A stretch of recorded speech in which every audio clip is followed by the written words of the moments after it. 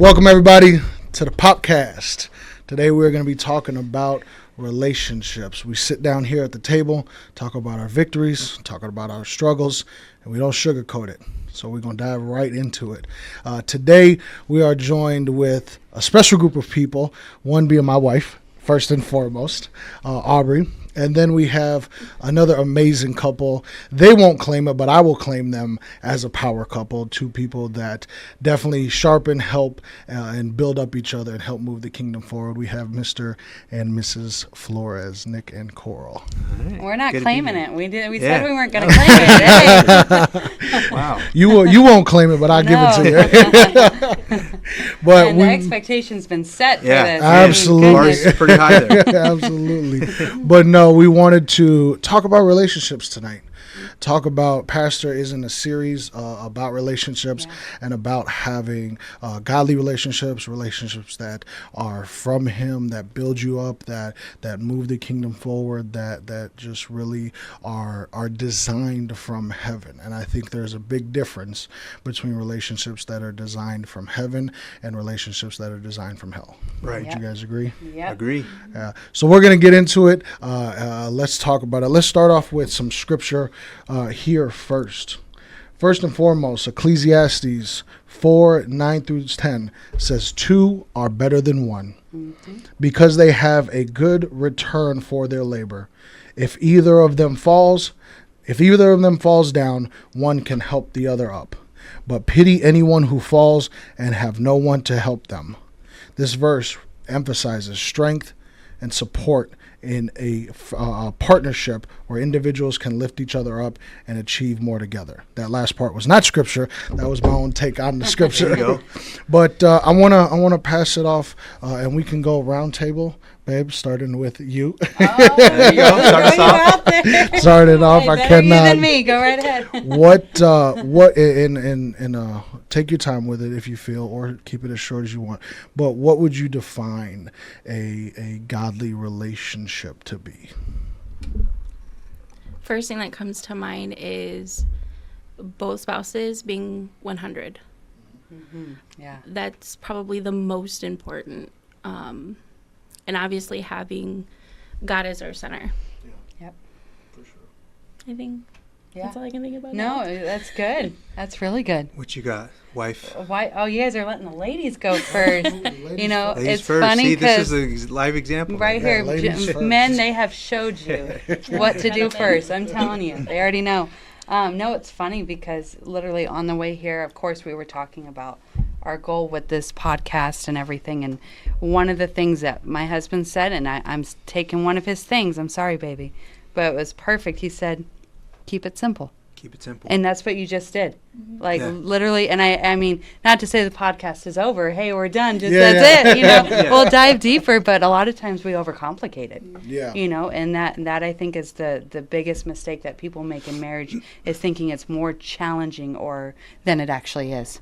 What do you got, baby? Yeah, no, I think this is a good segue, and it's just kind of kicking this topic off because, Chaz, you brought up that scripture talking about, how there's a blessing and how God ordains it when people come together in relationships. And we're, of course, tonight we're talking about marriage specifically, but relationships is such a powerful thing in the kingdom of God. The Bible tells us about, how when two or three are gathered in my name, I'm in the midst. The Bible talks about so many times where, we're supposed to go out into the world and to introduce people to Christ. And it's so much about connecting with others and relationships that even in the garden, the very beginning, it's not good that man was alone. Yeah. That's the number one thing. My wife, I'm going to steal that one Yeah, from go you, right ahead, is baby. that she says, how she taught a lesson one time, and she brought up how the first thing that God said was not good was for man to be alone. Yeah. And so Isolation. it's such a isolation. It's such a valuable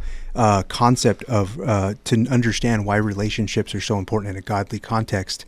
And so, of course, today we're going to get on a little bit more on the marriage side of it. But relationships as a whole, just connecting with people is so powerful.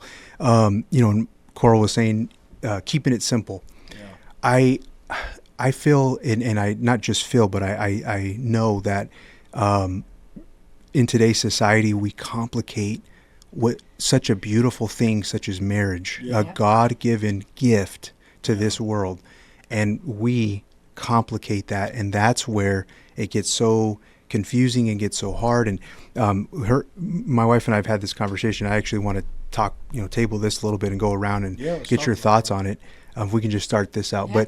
But one thing that I hear so much, especially from people in the church. I mean, we're talking about church folks that say this a lot, and it's so sad and disappointing. But I hear marriage is hard.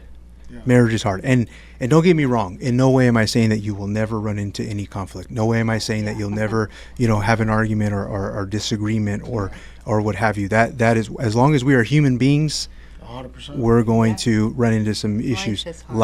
Life is hard. But when you look at the Bible, when you look at what it talks about with marriage, there's no evidence in the Bible to show that marriage should be hard. Okay, It's a come on, gift. bro. And so we tonight, let's talk a little bit about how we need to get out of that mindset. Because That's good. in the church you hear this marriage is hard so much, and it's almost like you're defeated already before you even enter into it. Yeah. And you're already stepping in with this lopsided point of view of a beautiful gift that God has given us. I mean, it's such a blessing to have marriage, and the world needs godly marriages, godly families. And we're going to talk more about that tonight. Yeah. But I think that concept of marriage is hard, just having that automatic blanket statement and going into a marriage with that mindset is just so wrong. And I think that we as Christians should look at it in a different light. Yeah. Yeah. Well, and if I added to that, we're talking about keeping it simple Yeah. and going back to the basics and whatnot. Very first scripture you pointed out with was one that I had written down because, hey, there aren't too many scriptures in the Bible to really speak directly on marriage. Yeah. And there's scriptures to talk about maybe being a better Christian and following after Christ, but Yeah. and that would help us. We're talking about two are better than one. Saying that marriage is hard, well, now you're paired up with somebody. Yeah. Two are better than one. Life is going to be hard. Yeah. But now you've got that person with you that when you fall and when you stumble, because you're going to, Yeah. there's going to be that person that's going to pick you back up and say, let's keep going, let's keep moving. Yeah. So going back to just the beginning and the basics, looking at Genesis, I think one thing that we as a society make it a hard time and make marriage harder than what it is we don't know our roles. Yeah. Yeah. Yeah. And that's Talk about all just mumbled up, and it's been like that for a while. Yeah. But looking at Adam, and that God saw, okay, it's not good for him to be alone. Yeah. He needs somebody. Yeah. And when he created Eve, Eve was everything that Adam was not. Yeah. Yeah. And it was That's good. beautiful. That's what it was supposed to be. Yeah. And we are now in this society where it's like, women want to strive to be more masculine, and men have at times taken more of a step back, maybe because the woman has told them that they don't need them or whatnot. Yeah. But the moment we start mixing up our roles, I think that's where it gets more challenging. Yeah, and can I add to Yeah, that too, please. with when it comes to the design? I'm going to take both of your guys' points. When God brought all the animals to Adam, they were not a fit either. God did not look at them and say, yep, this is for Adam. He looked at all of them and said, as a matter of fact, this is not for Adam. And even they were not a good fit for him. But when we talk about that heavenly design, that specific one for Adam, it had to be Eve. It had to be Eve, Babe, you want to add to that? Okay. You're his Eve. I'm That's it gonna right let you there. have the floor many times tonight. So. But it's I love you guys' point because it talks about that specific design of relationships. Relationships are meant to cultivate. Relationships are meant to, where one lacks, maybe another one balances the other one out, and then you both work together for the common goal. And Nick, I feel like you want to say something. I want to let you have the floor before I jump into my next point. I had a thought when Go you ahead, bro. just Take wanted your to bounce something off you when you said Coral had brought up roles, and we're going back to the garden and Yeah. talking keep it simple, right? Yeah, absolutely. We complicate relationships, but God is very much all about structure. Yeah. He's all about just things working out in a great way. God is not confusing, and He doesn't complicate things. He's very much intentional. And so when He created Adam and Eve, and Coral brought up roles, and you kind of talked about how Eve was something that Adam was not. Yeah. I think that the main focus here is roles. Yeah. And when we look at Adam and Eve together, they both had a shared vision, Yeah. and it was the garden. But they both had their different role in that. Yeah. In That's that, good. or whatever God had pointed them to do. And so I think when we're talking about making sure that we don't complicate things when we're working in our design. Yeah. I think things just work out the way God intended it for. Roles are not a bad thing. No, not a bad You thing. know, when- Roles are such a good Yeah. thing. Yeah. They're a heavenly thing. Go Yeah. ahead, Carl. So Yeah. if you look at it, he said they both had the same vision. That's good. That was really The good. only time there was a fall or a break is when Eve broke away from the Stepped out vision. of it. There you go. Something called her saying, "Hey, no, let's have a different plan. Yeah. I have something else different for you. You can be like God.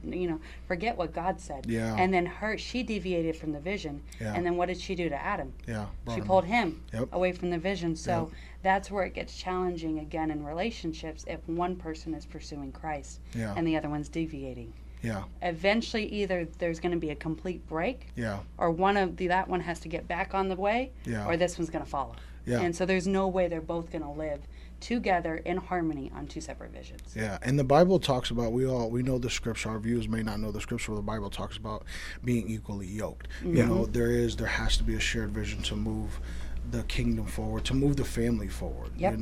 But that division can be the devil. It can be the enemy. One person pursuing Christ, the other person not pursuing Christ. It can be personality clash. It can be how to raise the kids. It can be how to do finances. Whenever, I love what you said, whenever the vision, two people are not on the same page with the vision, then that's when things become stressful, or that's when things become hard. And actually, Paul even talked about marriage, and he says if you choose to be like me, it's better you not be married. Right. Yeah. But if you cannot resist, then it is better for you to be married. So there is purpose and there is design for marriage, and it's unique to each and every one of us. What one marriage may look like, another marriage may not look like, and then another marriage may not look like, but the vision is key. And Christ is obviously first and foremost at the center. And I think we may have talked about it before on a very early podcast, but some of the things that just collapse marriages are, and let's say collapse marriages and even dating. Let's take it a step further, because if you're not on the same page with this when you're dating, There's warning signs, get out. the marriage is going to Don't collapse. go Yeah. Say it again. No red flags. No red flags. They're better flags than only. Yeah, green flags only. if Come on. there's red flags, don't try to dye them and bleach them and put them in the washer. Do not, because they're still going to be pink. But I can't change him. I Do can't not change look. him. Do not look to change No, anybody. You can't change her either. No, you don't look do to it. change her. Don't look to change yes. him. So many Rock people with each do other. that. They Talk think- about it, bro. So I many mean, times. they think they can, when we get married, I see this so many times. When we get married, it'll all be better. No, No. it's more complicated. You're asking for trouble if you Because think if that you're way. on separate visions Yeah. and you get married, again, you're going different directions. Yeah. And so it's not going to be better. No, it's now not. you're yoked up and you're either one's not moving the plow or the one's darting off a different way. Yeah. It's just not going to work. And Pastor gave an analogy one time, and I want to go back. I'm gonna make sure I go back to those kind of Stay four on, pillars of the vision moving forward, and the red flags that I guess we want to help people look out for. But the Bible talks about being equally yoked. We mentioned it before, and Pastor gave an analogy of being equally yoked before. You could be moving in the same direction. You're both pursuing Christ. You could be moving in the same lane. You're both in media ministry. You both could be moving at the same speed. You're both doing it with everything that you have. But one may be taller than the other. And when one is taller than the other, that's still unequal. Yeah. Because if one's taller than the other, you may be moving, but that yoke is rubbing on the other one's shoulders, and the taller one may have to be pulling harder, or may have to slow down because That's a good point. the shorter one. So there's many different ways where the enemy can come in and do his work and cause his division, do the work that he wants to do, and I don't want to give him a ton of credit. But those pillars that I was wanting to mention is kids. First and foremost, Christ. First and foremost, Christ, or as the world may say, religion. If you're not on the same page with that, it's doomed to fail. Yeah. If you're Christian and he or she is Muslim, it's not Nope. going to work. No like, go. let's just throw that out the window right Different now. visions. Go different yeah, visions. go to another dating service. Well, go to church. But go to church, even better, bro. Go to church. But go to the altar. Right. But the other one is how to raise the kids. One believes in whoopings, the other one doesn't believe in whoopings. Yeah. One believes in timeouts, the other one doesn't believe in timeouts. Whatever it may be. The third is politics. Yeah. Not to get political, what values are you going to put into your If children? anything, values more than politics. Yes. Values That lead stands- you to Yes. those decisions. Thank you. 100%. Yeah, I'm there with you. And then the fourth one, finances. Yes. Oh, If yeah. if the vision is not the same for those 4 points, it is doomed to fail. And before we get into the division, go ahead, Nick. No, I wanted really quick on finances. I think people overlook that one a lot, and just a little, add on to what you're saying, because you're on a roll here, and I wanted to stop on the finance part. Obviously, yes, those are very important pillars in a relationship. You need to have a really good conversation on all of that when you're considering marriage. Finances, if you think about it, a lot of people grow up where money is looked at different. Yeah. Yep. So somebody grew up, maybe poor, or they grew up with debt was something that was very common, or and then the other person grew up where they had an abundance of money, or maybe they were spenders, and they have this idea of how money works, and then they get together and they say, oh, we talked about kids, we talked about church and all, but then they say what is one of the top things for marriage to fail is financial reasons. Yeah, but yet, 50% of marriages but fail. exactly. Yeah. So, We all graze over but we it. all graze over that, and so I mean, we didn't talk about it. we before didn't talk got about married. that. Yeah. We had to. I mean, thankfully, there was a we lot of figured it hard out. bumps in the road Yeah. to figure that out. Yep. But Look at each other's budget before you get married. Oh, but man. controversial right I there. was just She's saying.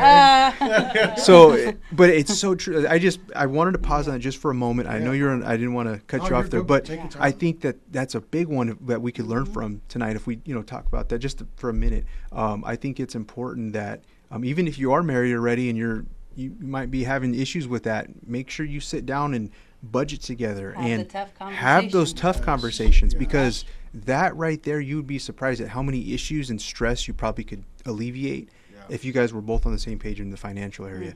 And I think that's and a talk big about one. a power couple. Those 4 pillars. Yeah. Yeah. You're on Yeah. the same vision on that. You can be a power couple for sure. 100%. And can I add Go to ahead. that, Nick, about finances? I'm sorry, yes. Because I will admit, Aubrey was very good at finances, or is very good at Yes, finances. she still is. What? Now, let me correct myself.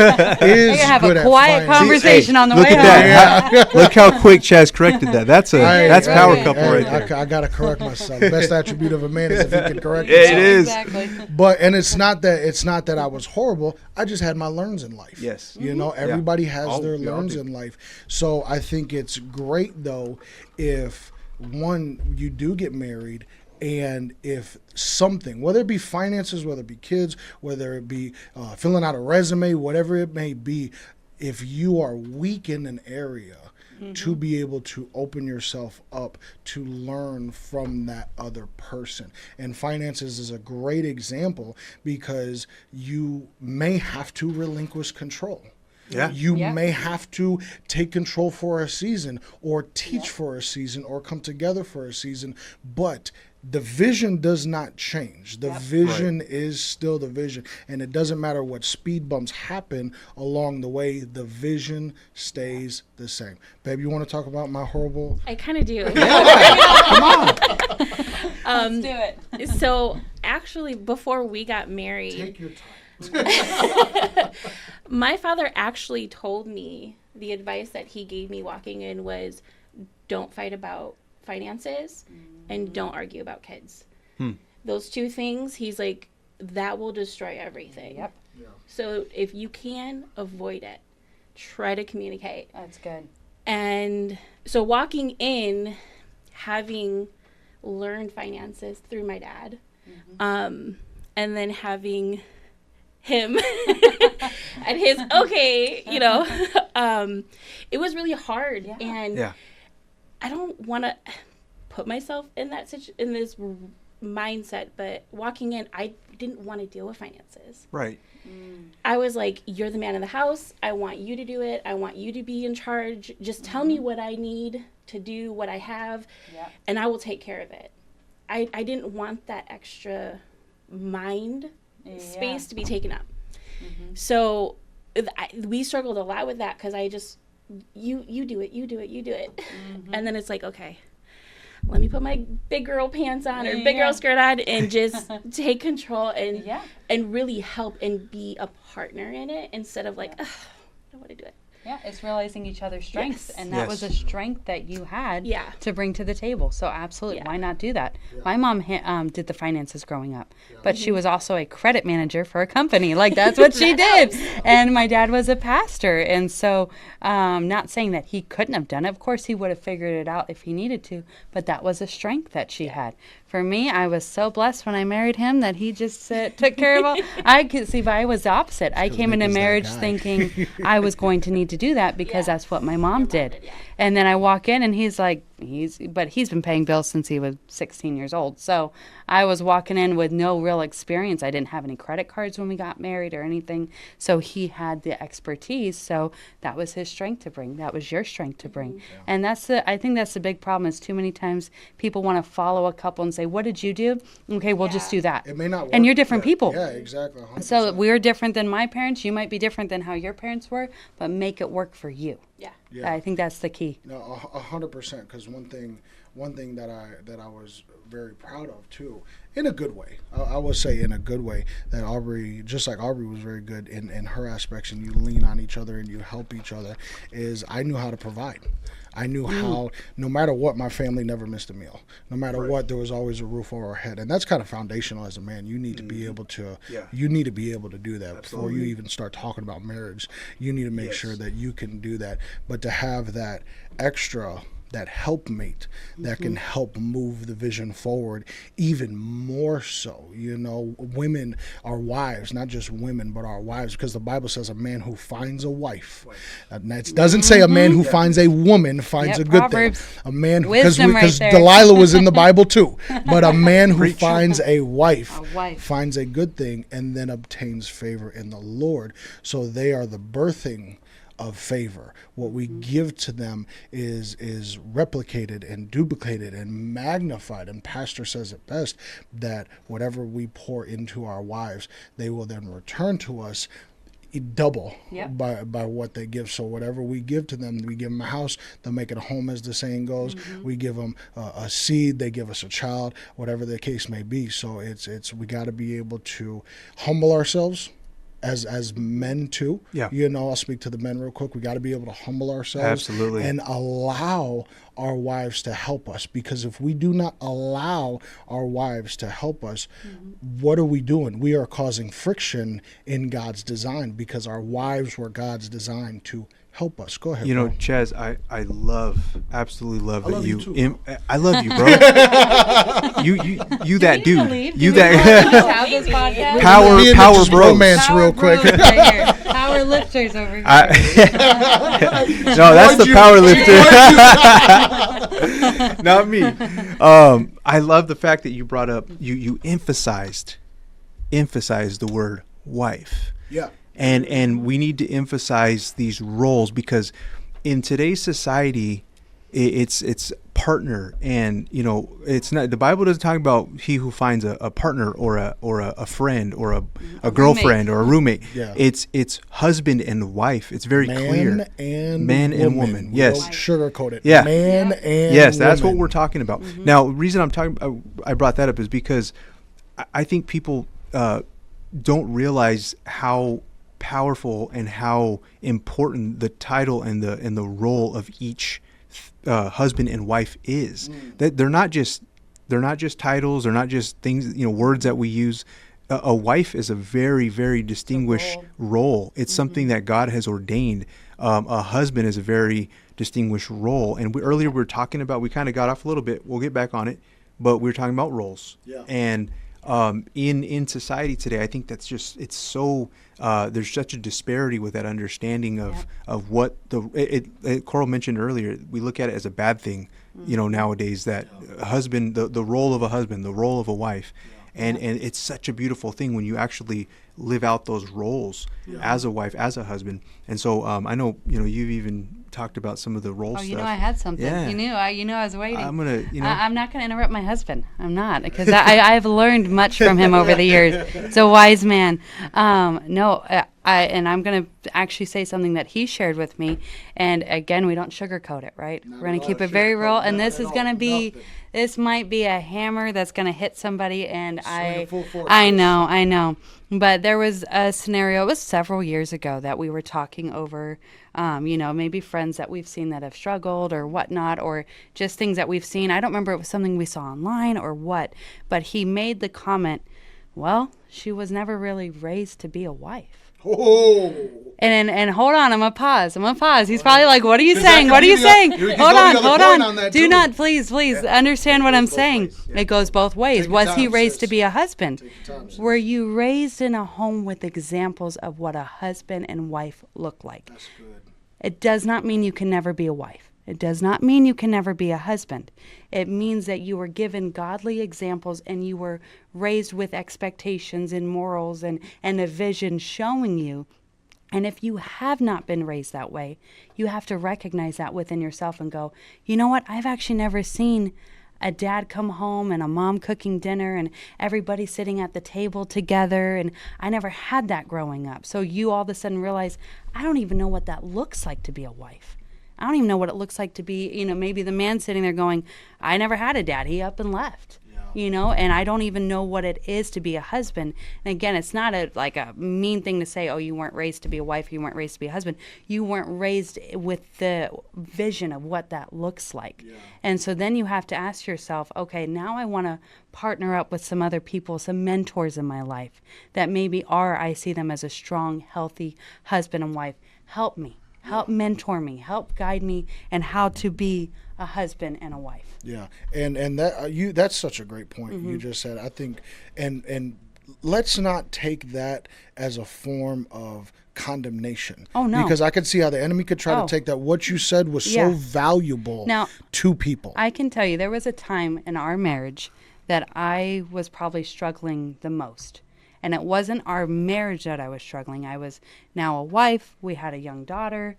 And I was working full time. I was working 40 hours a week and all these things and doing ministry. And I remember just feeling so frustrated. And at times it would cause friction between us. Sure. And it wasn't until I realized, I'm trying to make him be motherly with our kid, with our daughter. I'm expecting him to have the same relationship with her that I do. Because maybe I'm, how I love to sit and cuddle, and he's a cuddler too with the kids. Don't get me wrong. There's a soft side. Every man is with their kids. His relationship is going to be different with them than mine. Yeah. And a lot of times, and I've shared this with a lot of young moms too, and it's hard when you're a working mom. Yeah. I'm not going to lie. It's much easier if you are able to be a stay-at-home mom. Yeah. It's just the ideal role, but I've been there. I know what it's like. But we a lot of times assume or expect the man to have the same relationship with the kids that we do. Yeah. And it's just not meant to be. Yeah. And so allow him to be a father and you be a mother Yeah. and realize what the difference is. Because as soon as I honestly switched my brain, I wasn't as frustrated anymore because I didn't have improper expectations of why isn't he being more motherly like I am. Well, no, he's meant to be a father, and so that I would say was a big eye-opener. Yeah, and I love that you said that because that goes to what the point that I was going to make is everything that you were just saying before, plus that point, it's a sense of maturity. You have to be mature enough to say, okay, if I wasn't raised in a home that didn't give me those godly examples of what a wife should be or what a husband should be, I'm going to humble myself to the process, humble myself to God, humble myself to the word, to if I want this, if I want this, because nobody's making you to a gun to your head, hopefully not. Get on your knee and ask the question. So if you want this, be mature enough to say, okay, I have room to grow. And then to the point you said, being mature enough to say, okay, My wife is going to mother, I'm going to father, and our children need both. Yes. And actually, you get satisfaction. When that maturity happens, you get satisfaction in saying, I love seeing my wife be a mother yes, to absolutely. my kids. I love seeing my wife cooking dinner. I She love loves seeing you be a father. I hope so.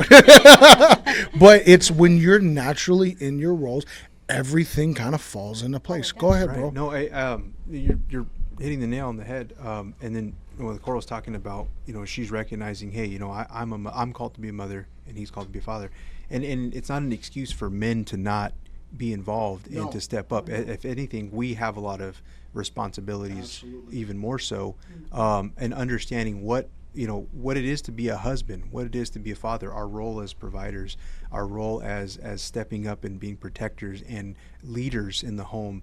And a lot of men, they want the title, but they don't want to put the work in.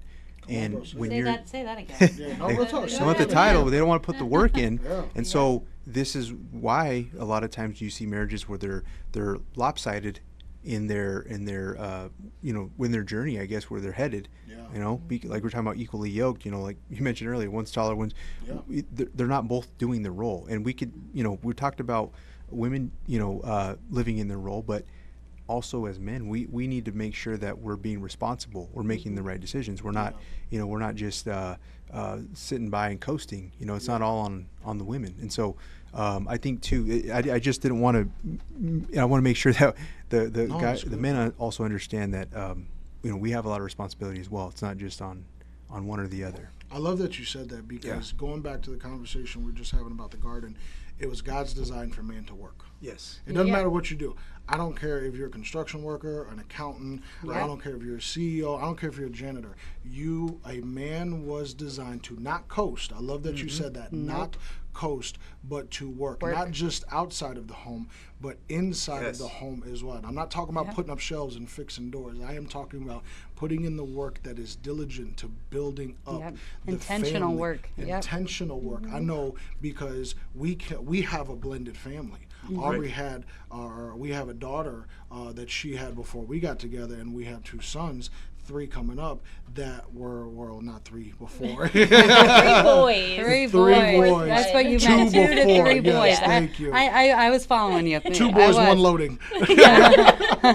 Congratulations, by the way. Yes, excited. But it was because there was that blending dynamic. There were things that I had to do that were very intentional in the way that I poured into my family, first and foremost my wife, but then the structure that I provided to my family. And I see even now, even though I can say I'm not the man who I used to be years ago, but I can still look to say, if I start to coast, or if I start to let off, or if I start to not be so intentional, then that structure starts to loosen, and then it has a ripple effect in the family that is not good. Oh, absolutely. Babe, you want to add to that? Yeah. To anything we said? Yes. So it's in our design that God made for us to be a mother and a father. And he specifically gave us those roles because we do specific things differently. Yes. We are meant to love our children When they in get that those motherly boo-boos, you way. pick 'em up. Yes, we are gentle, and we do the cuddling and the sweetness. Whereas when the fathers come in, they're the rough, the tough, the play. And it is in our makeup where the kids get their serotonin from fathers differently than what we would give them. So, people I think would say, "Oh, that's scientific." Well, God made us. Yeah. That's all God's of how God scientific, made us. Exactly. Yeah. So it's like he specifically made us a certain way, and for us to do things differently and give differently to our children. Yeah. We teach nurturing things to our children, whereas they model their fathers. And our daughters will look to them to find a man like that one day. And our sons will look to find a wife like us one day. Yep, exactly. We're the blueprint. Yes, we're the blueprint, yes. From the beginning. And it's funny that you're saying that, because I was literally teeing up with this scripture, because I'm talking about roles and everything. But if you go in Ephesians 5, and I know this is the one that women have hated for years, and I'm going to, I thought maybe it's better a woman quoted anyways than the guys. But Ephesians 5:21 or Ephesians 5:22, wives, submit yourselves unto your own husbands as unto the Lord. And then you jump down to 25, husbands, love your wives, even as Christ also loved the church. So talking about what you are, that basically, if I'm going with you on this, children are going to look for validation from their fathers, and they're going to look for love from their mothers. Absolutely. It is not coincidence that it says for, women to submit to their husbands and husbands to love your wives. Yeah. As women, we desire love. That's what we're built on. Yeah. We love. That's the reason why we get the flowers. You guys buy them for us. We get the candies and all that kind of stuff, and the little texts that you send us. Oh, I love you, babe. Thinking of you. It just warms us up. But you gentlemen, answer me if I'm right or wrong. A husband would prefer to be respected more than loved. Am I on it? She's on it. I agree. And so there's a reason agree. with the submission part of it that is in a sense how they kind of receive our love, is by showing, I trust you. I trust the decisions you're making. I know you're guiding our family the right way, and I will submit to your authority. I'm a submissive wife. And a lot of times us growing up, especially as millennials, we were taught that was women aren't supposed to be submissive. We're supposed to be independent. And they don't see the strength in submission. And they don't see the strength that comes in a marriage. Yeah, They absolutely do. It's not being controlled and manipulated. It's the two becoming one. Yeah. And now we're moving in one vision. And when you have that, that's how a family can be successful. Yeah. And that, again, this is where, and I'll let my husband take it more from here, but from as a wife perspective, because I don't want to speak to the men, that's not my part. But as a wife, I can say it's easy for me to follow and submit to a husband when he goes one direction. Absolutely. How many times I can say from friends that I've seen or whatnot, where the guy's pursuing this thing and pursuing that thing, and the wife and the children are trucking along trying to keep up with the vision. And it's a lot easier for us to submit when we can trust. And I can say, I'm not just saying this because we're on a podcast, but he's been very, very consistent and very, very straight and narrow. And we can just keep our heads down and trust that even when things get hard, I know the vision. I know the direction, so it's easy to trust in that and to respect it. Yeah, no. I mean, she's making me, sound real good, I guess, over here. She don't sugarcoat it, bro. Man, she don't sugarcoat it. Man. I'm not sweetening it up. I was like, what's she going to say? No, but yeah, it's such it's an important thing to recognize when, we're called to be leaders as men. We're called to love our families, our wives. And we gotta really take that seriously. It's such it's an important thing in society nowadays. Now, I was gonna kind of talk. We're talking about marriages and bringing up the roles, and we're building up to why that's so important. Yeah. Why is it important for us to understand that clearly? Why do we need to know what a husband should be, what a wife should be? We even alluded to it earlier when you were talking about how the children look at us as a blueprint. Yeah, I mean that's such a great word. I like that. It's a blueprint.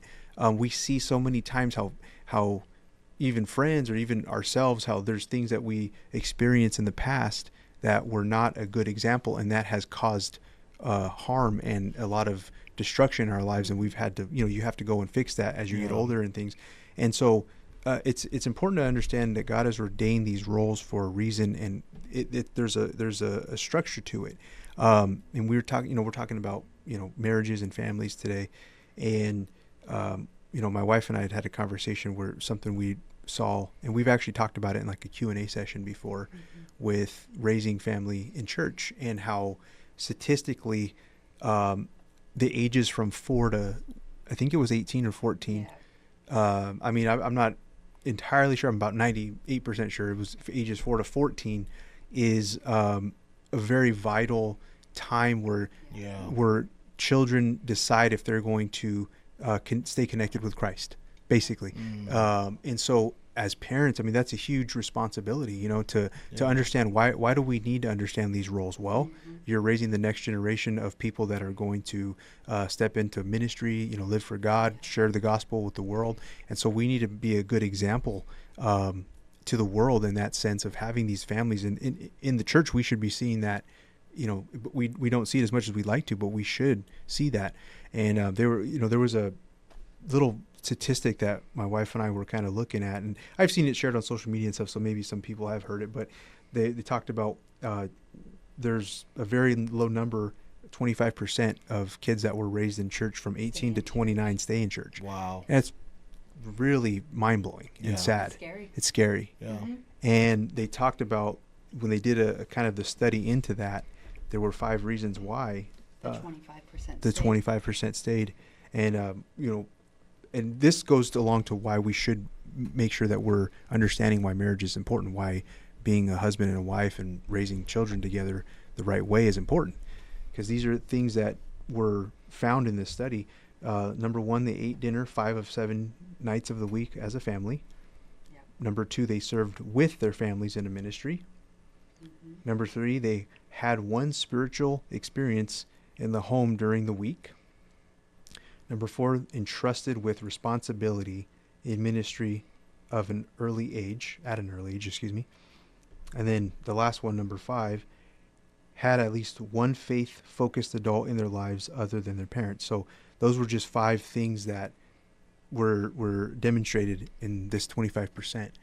And so, I mean, when you really look at it, and you know, that's just a study that, you know, they did on a collective group of people, but when you look at it, it really kind of opens this topic up a little bit more, and eye-opening on what can we do as, you know, married couples, as husband and wife, to, you know, cultivate that in our homes and make sure that we're, you know, paying attention to those things. And I think what's nice about that is that we've used this a lot in our You Belong Here class, but you have to know your why before you know your what. So the why we've established here is same vision. Yeah. Now this is the what. Yeah. What can I do now? Yeah. And so if you're out here and you're saying, okay, well, we're married and we feel like we do have the same vision. We both want to follow after Christ and we're raising our kids.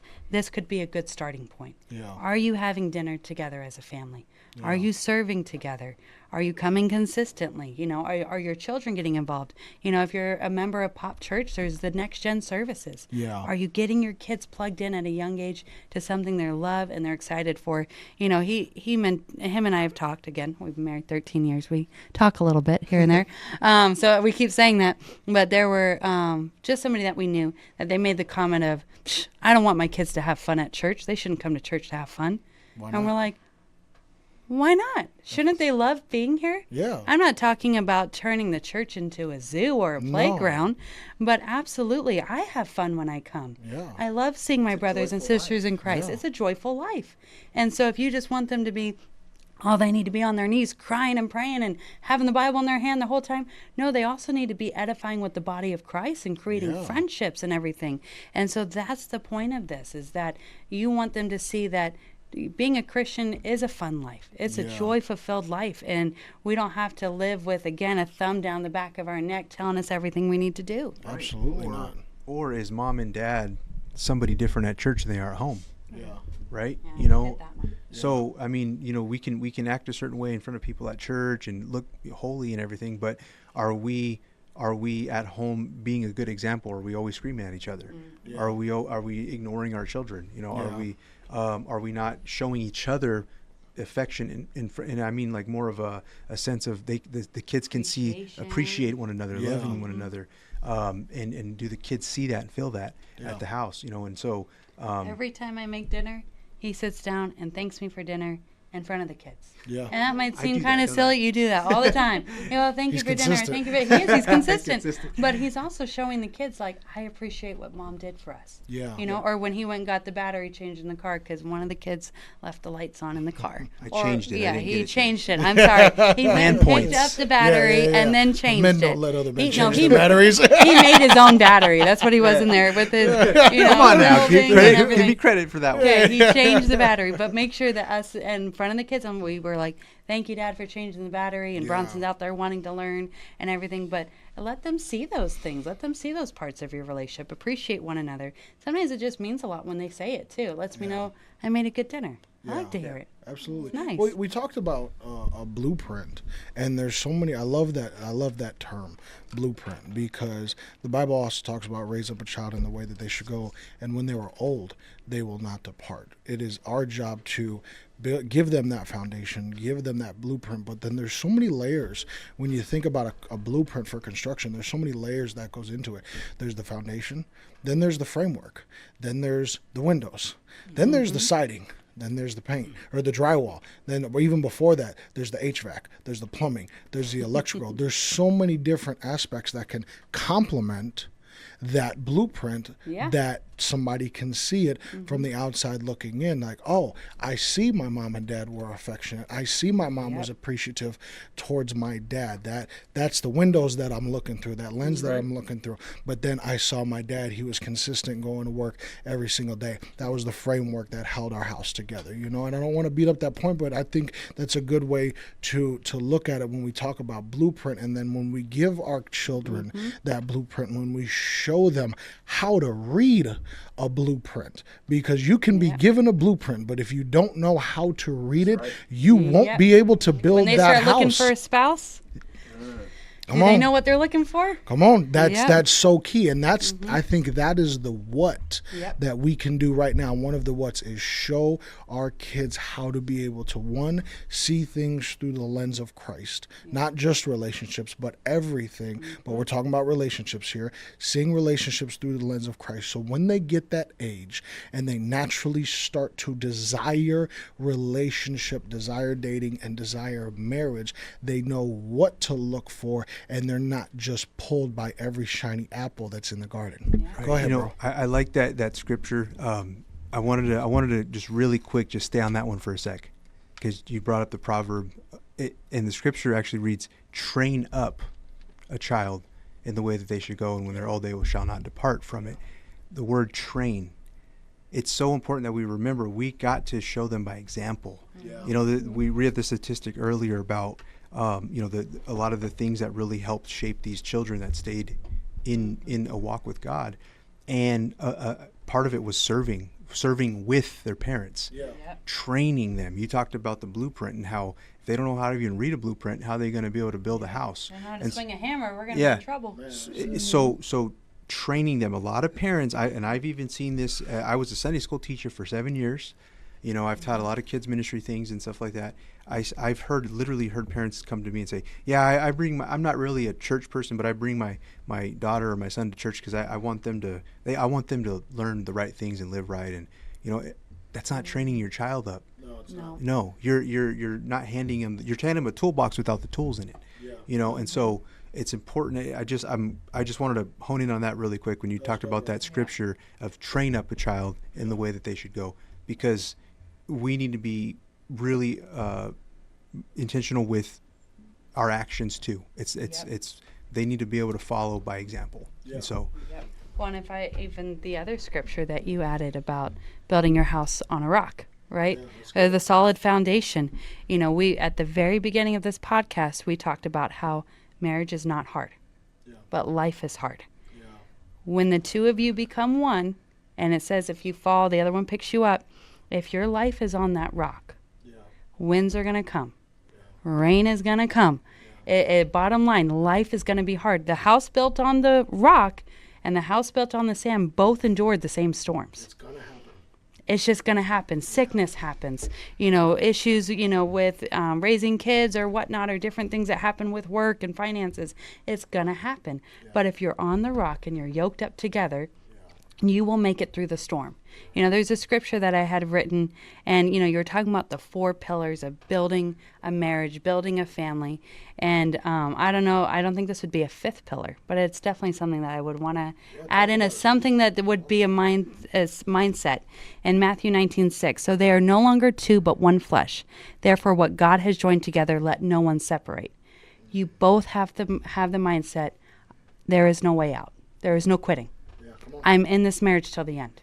And so if one person doesn't have that mindset, Again, our vision is gone. Yep. Our marriage is broken. But you have to have the mindset, we are in this together, Yeah. no matter what. And honestly, and I know Nick would agree with me here, the hardest time in our marriages, or our marriage, has been the times that have made us the strongest, that have brought us the closest together. Because again, there was no way out. It was that we're going to do this together. And so, even when we went through a miscarriage, being together, and there was no one else could have been there with me during that time. And he didn't even have to say anything. It was just being there together, going through that storm together made us stronger. And so you got to have the mindset there is no quit. There's no exit. This is, I'm in this marriage. And if you always have that mindset of, well, he's really driving me nuts. I could start over. I could do it all over. Yeah. Trust me, it's not worth it. It's not worth it. You do not want to throw away that marriage. Yeah. It's worth holding on to and fighting for. Yeah. Go ahead. Yeah. So to that point, we were actually talking on the way here, and like, what exactly is a power couple? And do we see ourselves as that? And what I thought of that is we all could be power couples. Oh, yeah. But it's what you've done in your marriage. It is those hard times. Now, marriage is not supposed to be all hard. Yeah. But it is those hard times, in my opinion, that make couples the power couple. Right. Because they're getting through it, they're sticking to it, Yep. and they have the same end goal. Yep. And they're not giving up. Absolutely. Because the ironing, sharpening iron, Yes. and again, you talked about one of the podcasts that when you sharpen, that's not a fun thing. There's a fire process. And there's some times that you're gonna have some disagreements or whatnot. Yeah. One thing that Nick and I have always said is that well, maybe not always. Maybe it took us a few years to figure it out. I'm not gonna lie. Eventually we got it, but was too many times people think you have to agree in order to end an argument. We're not always gonna agree. We're not always. Yeah. But I have to be willing to see the argument from his perspective. It's the understanding. And he has to be able to see it from my perspective. So it could be, oh, when you said that, it made me feel this. Well, he could sit there all day and go, well, that's not how I meant it. Okay. But could you see how it made me feel? Right. If you can step out for a minute and go, wow, I could see when I said that, maybe you didn't know what was going on in my day. Maybe you didn't know how I was feeling. And when you said that, it made me feel this way. If you as a husband or you as a wife can do that and at least put yourself in their shoes for a moment, you know that person. You've been married to them. You know the things that you could say that could break them, and you know the things that you could say to uplift them. Mm-hmm. You know them better than anybody. So take a moment to see it from their side and their perspective, and then you could actually find some type of resolve saying, okay, I understand how it made you feel. I apologize. That is not how I intended it. And I'll be more cautious next time I want to, vocalize this issue or whatnot to not make you feel that way. Yeah. It's just finding a compromise. That's real good. And let's go back real quick. Well, not real quick. Let's take our time. Yeah. And go back to the conversation about the garden, because Crow, you said something very, very key. We talked about the why. Now let's talk about that what. And I think we would be doing people a disservice to not point out how the devil operated in the garden as well. You talked about that division, and you talked about some of the things that he did and how it pulled Eve and then eventually pulled Adam. Nick, you talked about it, where men have a responsibility to stand guard for their families. Men have a responsibility. It's a heavy weight and a heavy responsibility to call yourself or be called a husband and a father. And the enemy's biggest tactics is, one, if he can take out the man in the home, because the man is called to be the priest of his home, not a dictator, but a priest in his home, where he is stationed, he is on guard, he is ready for spiritual warfare, maybe physical warfare if it happens. Hey, but gotta throw them hands, men, they're like real talk.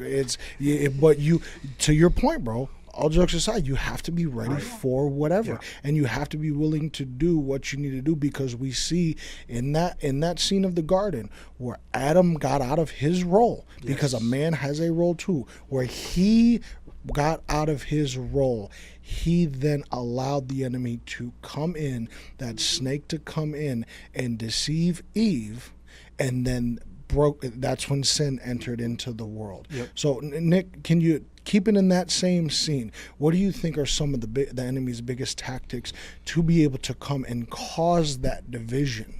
I think, Chaz, you painted a perfect picture on that unity side of what Adam and Eve were supposed to do, right?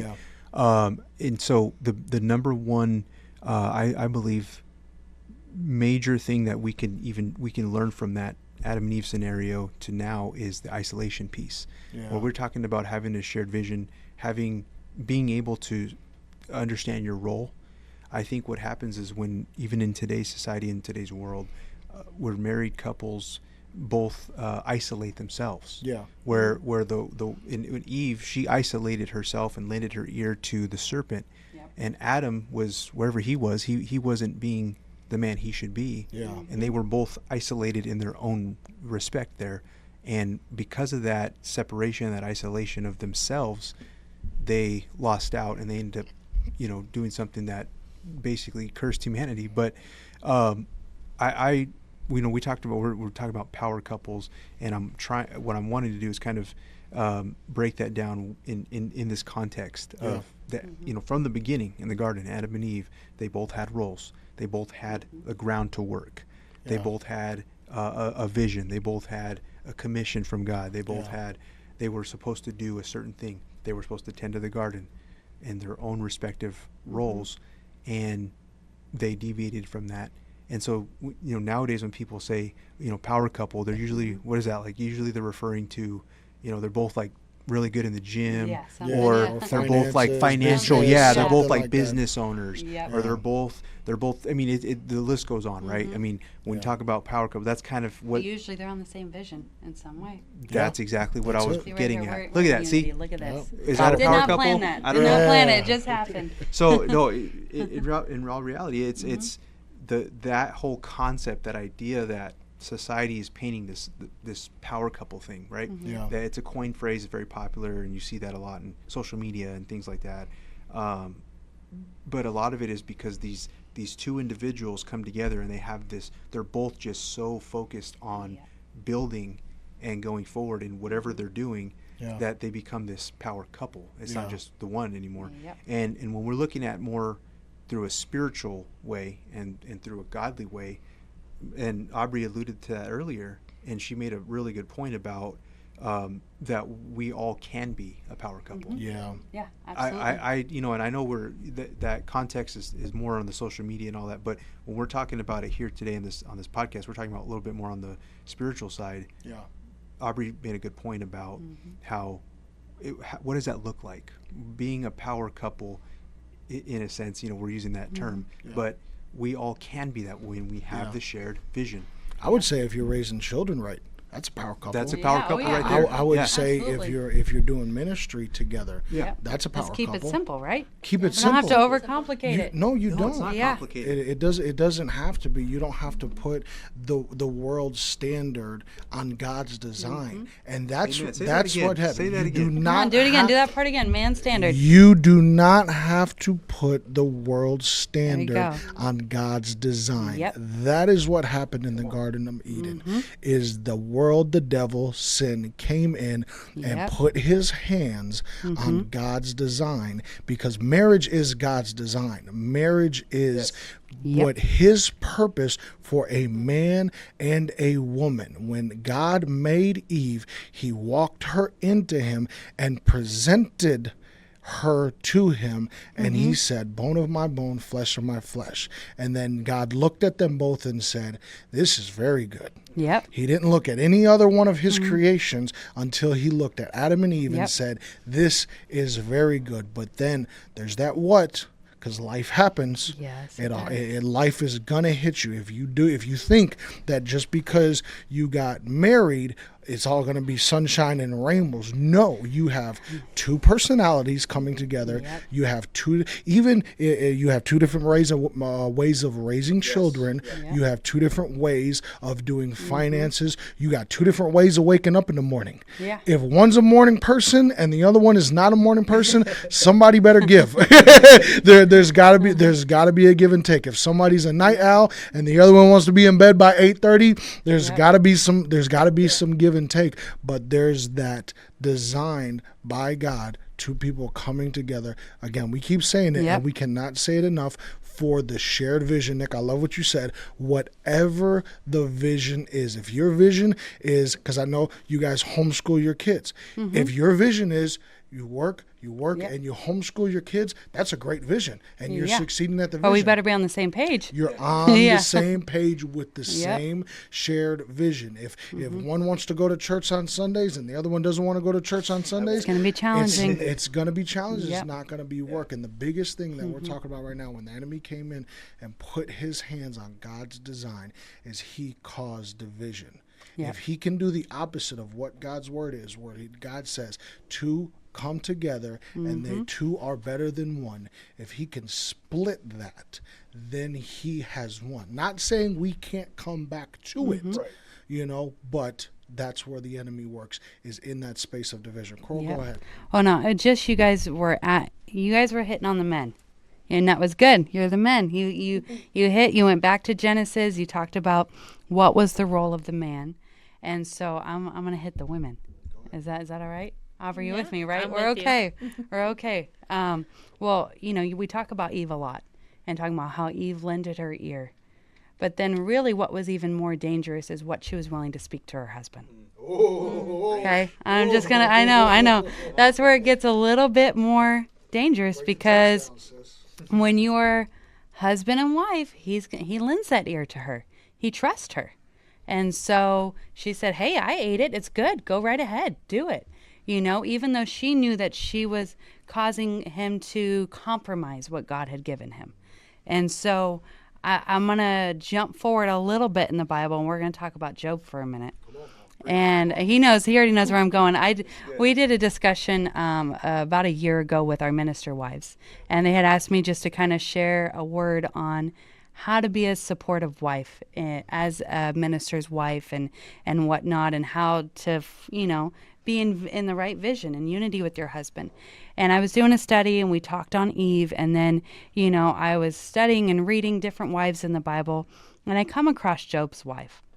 And this one just puzzled me, because you look at the story of Job, many have heard it, and that, Satan was allowed to tempt him and kill his kids and take his farmland and his animals and basically take everything from him. He was allowed to touch his wife, but he didn't. And that puzzled me, until you realize that she eventually tells Job, why don't you just curse God? Like, why don't you just be done? And die. Yeah. Just go ahead. And that is when it hit me that Satan knew that a wife that would speak a discouraging word against her husband was more detrimental than a dead one. Say it again. A wife that would speak a discouraging word against her husband is more detrimental than a dead one. The loss that he would have gone through from losing his wife, his bone of my bone, flesh of my flesh, the two that have become one, that we've had all these children together, we built all this land together, that wasn't going to hurt him as much as Satan knew what she was going to do. Because I'm sure she was off with her friends. Oh, look at what my husband has done to us. Look at all this. And it wasn't even his fault. That's what was so sad, is that how easy it was for her to turn and look and say, it must have been you. She knew him. She knew he was a good man. And yet she could turn to him and go, wow, this is all your fault.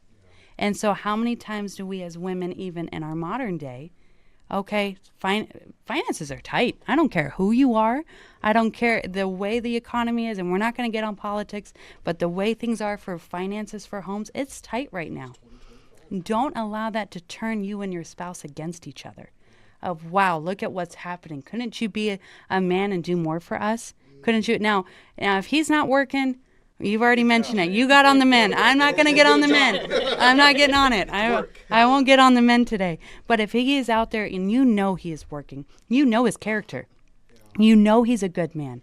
You know he has been there for the family.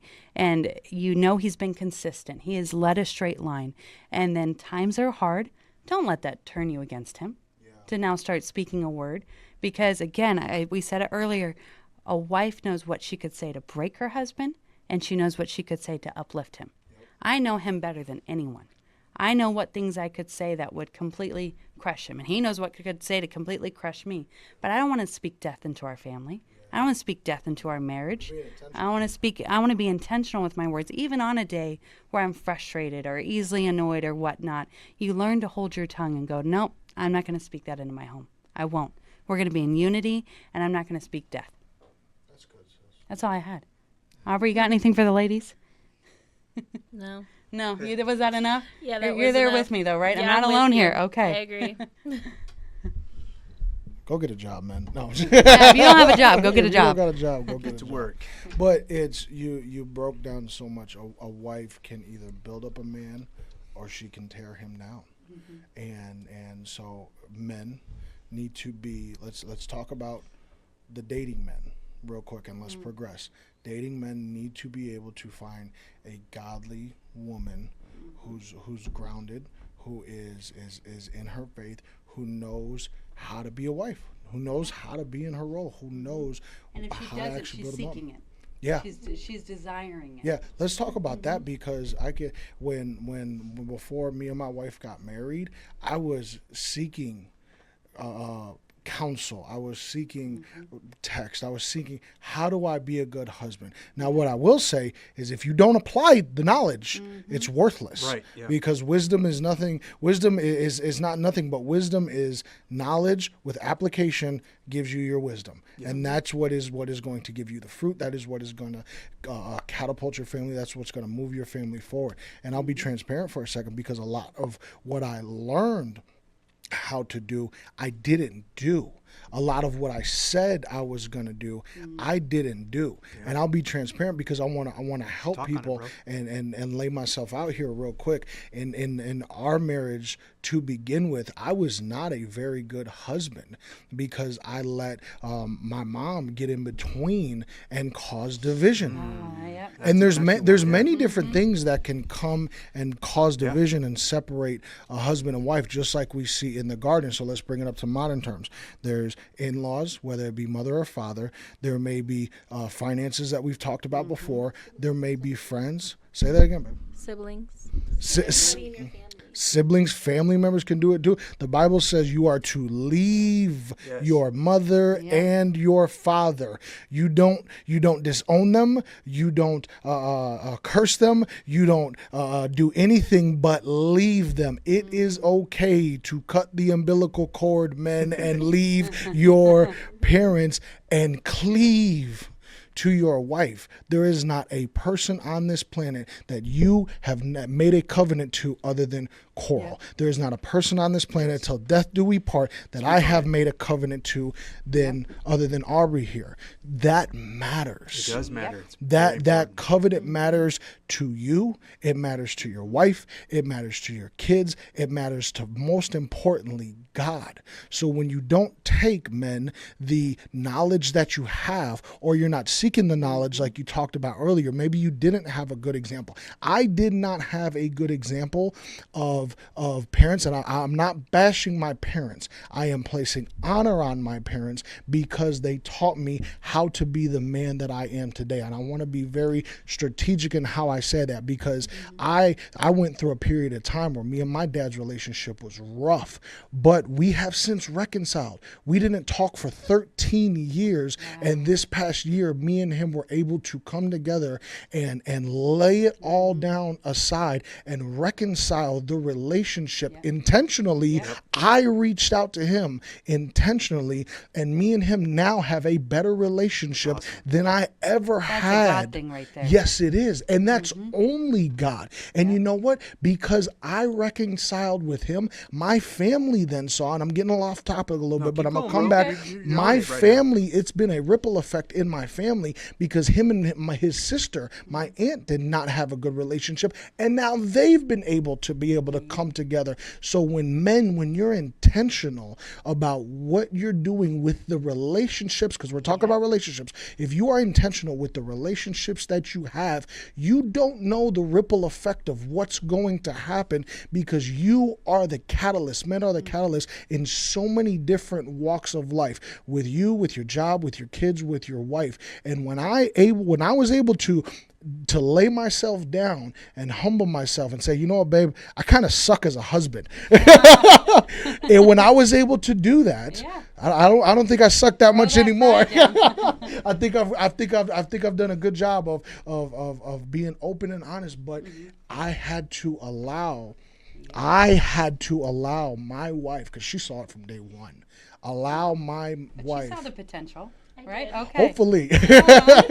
But I had to allow my wife to open my eyes, and then me be intentional about the information and the wisdom and the things that she was saying. Because men, if we don't allow our wives to help us, Yeah. why did we marry them? Exactly. Yeah. Yeah. If we are going to work outside of God's design and we are not going to let our wives help us, why did we get on our knees? Yeah. Speak to it, bro. I'll speak. Not to maybe no. just that, but speak to it all, bro. I was like, oh man, that's a big question, Chad. Yeah. No, you're really on a roll here when you're talking about. You kind of brought up the subject of letting other people into your decisions. That's a bad move, man. That right there is. Don't do that. Yeah, No, don't we do we that. have to pause on that one for a little bit. Talk about it, bro. Because I even saw Aubrey over there going, she's this. She knows. And I'm like putting my I hat love down. how you I'm like, yeah, oh, I love how alright. you put it, because I've seen this now with my family. I just a little caveat, no, we don't have that issue as far as that goes, but I have seen a lot of families do this where they say, oh well, my mom says that I'm supposed to honor my parents, so I have to do what she says and go with what they want us to do. And I've heard people say that, and they take that out of context. Honoring your parents is living the values they've instilled in you. Yep. Yeah. Honoring your parents is making sure that you're continuing on the right path Yep. in living for God, and doing the things that would bring your honor to your family. And so it doesn't mean that you have to do every little thing that just because they want to everybody go to the Bahamas on Christmas, that you have to do that, or You can go into debt $10,000 to make it happen. take out a big you know? loan. And so Yeah. a lot of people make that mistake where they think that because it's their parents or their family members, or they owe this this allegiance, and it's not that way. When you come together, like you use that scripture, leave your family and cleave to your wife, that you need to be able to, as a couple, we need to say, hey, what does our home look like? What does raising kids look like to us? We're starting a family. What is going to church and being involved, and how are we going to do that together? What does it look like when we, financially, we can't afford the XYZ? How are we going to budget to do a family vacation? Or, maybe we can't go on those big family trips because we have a financial plan between us that we're going to do. And this is what we're doing. So a lot of young couples, maybe not even just young couples, but I do see it in a lot of young couples where when they first get married, they're kind of influenced by friends and family and things like that.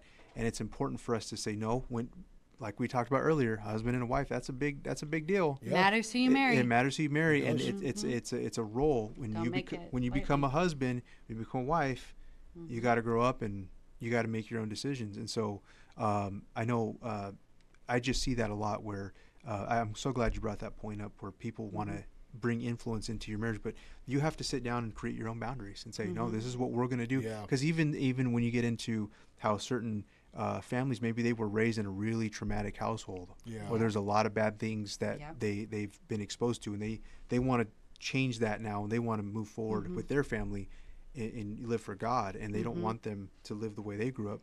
And so they say, hey, we need to make some boundaries, because I don't want my kids to go down that road I had to go through. And so it's important, that we need to make sure that we create those boundaries when you come together in marriage. That's very, very important. And the only thing I was going to add to that is, as he was talking, is make sure you give your spouse grace. Yeah. Because when that first transition happens, that first year of you leaving your home and your way of doing things and the way it was all done, and them leaving their, traditions and whatnot, and you're coming together, you probably are both going to get pulled two different ways. So give yourself some grace. You're going to find, your way to have your family. I've heard it said that you got to keep in mind it's not two families becoming one, because that, again, now you're involving the in-laws and everybody into your now new family. You have started a family. Yeah. This is your family. Yeah. This is your covenant. Again, you didn't make the covenant to the in-laws. You made the covenant to your spouse. And so, but also give grace. Yeah. Because there's going to be times where maybe the family's asking your spouse to do this and you don't want to do that, but then he or she's kind of caught in a hard place or whatnot. Don't make it a bigger deal at times than what it is. Because again, you're learning and you're growing, and it's not always just black and white and easy. So make sure you give yourself and grace. I also want to caveat that I don't want people to think that we don't support having one big important thing that we've even had conversations with young couples getting married. It really is important to have that village too. To have a healthy honoring your family and Yes. saying, hey, we want you to be involved in our children's lives. It's important to have grandfathers and grandmothers. Yes, it is. I can't even tell you. Where are our kids right now? Oh, grandparents. At grandma and grandpa. So, it's so important. we really, I did want to talk on that for a second, because I don't want people to get the wrong idea that you got to disown the family. No. We're talking about not allowing negative influences. But on the flip side of that, it's so beautiful to have grandparents, uncles, aunts, friends of the family. They say it takes a village. I mean, that's just a saying people, but it does. It takes a church. It takes a church. There you go. It takes a good church. church. A good church. Good Healthy godly church. people, healthy people. We have so many amazing, healthy, spirit-filled friends, and people that are living for God, and that we value our friendship because they're influences to our children, and they're influences to us, and we can influence them in a positive way. And my parent, my wife's parents, incredible people, and her siblings, and they're all, we love all of the aunts and uncles, and my family, they're amazing. It would be so hard to do this without our family. And so I just wanted to pause on that real quick. Thank you for and just clarify, we really do value family. Yes. We do. And I love how, and we talked about it when we did our podcast, the different dynamics and the different perspectives that when we sit down at the table and have a conversation like this, because we don't necessarily know who may be listening right now. So they may not be able to take away from where you guys are coming from. They may not be able to take away from where we're coming from. But my goal in saying that is to be transparent. Because don't get me wrong. Again, I place honor on both of my parents in a lot of respects. They helped make me the man that I am today. And I do believe I have good qualities that I can instill in my sons. And it came from my parents, whether those qualities came directly from them or I learned from them. So I place honor on both of them. And I love my mom to death, don't get me wrong. But it's just my testimony. And I honestly don't care what anybody has to say. I want to be able to help people out, and I want to be transparent in saying that you cannot allow anybody, I don't care if it's mom, dad, sibling, kids, come in between the husband and the wife, because when you're blending a family, I know there's people out there that are listening that have blended families. Blending a family is hard. It is hard because for whatever time frame you're focused, because Aubrey was a single mom in respects, and I was a single dad for a number of years, and we both had our family to help support, raise the child. But when we came together, in a lot of ways, again, I will be transparent, and I had a lot of growing up to do when we first got married. I thought I knew what marriage was going to be like. I did not apply what I thought I knew. and that's just my story. No book helped? No book help. No book There help. was no Okay. book help. I'm the type I had.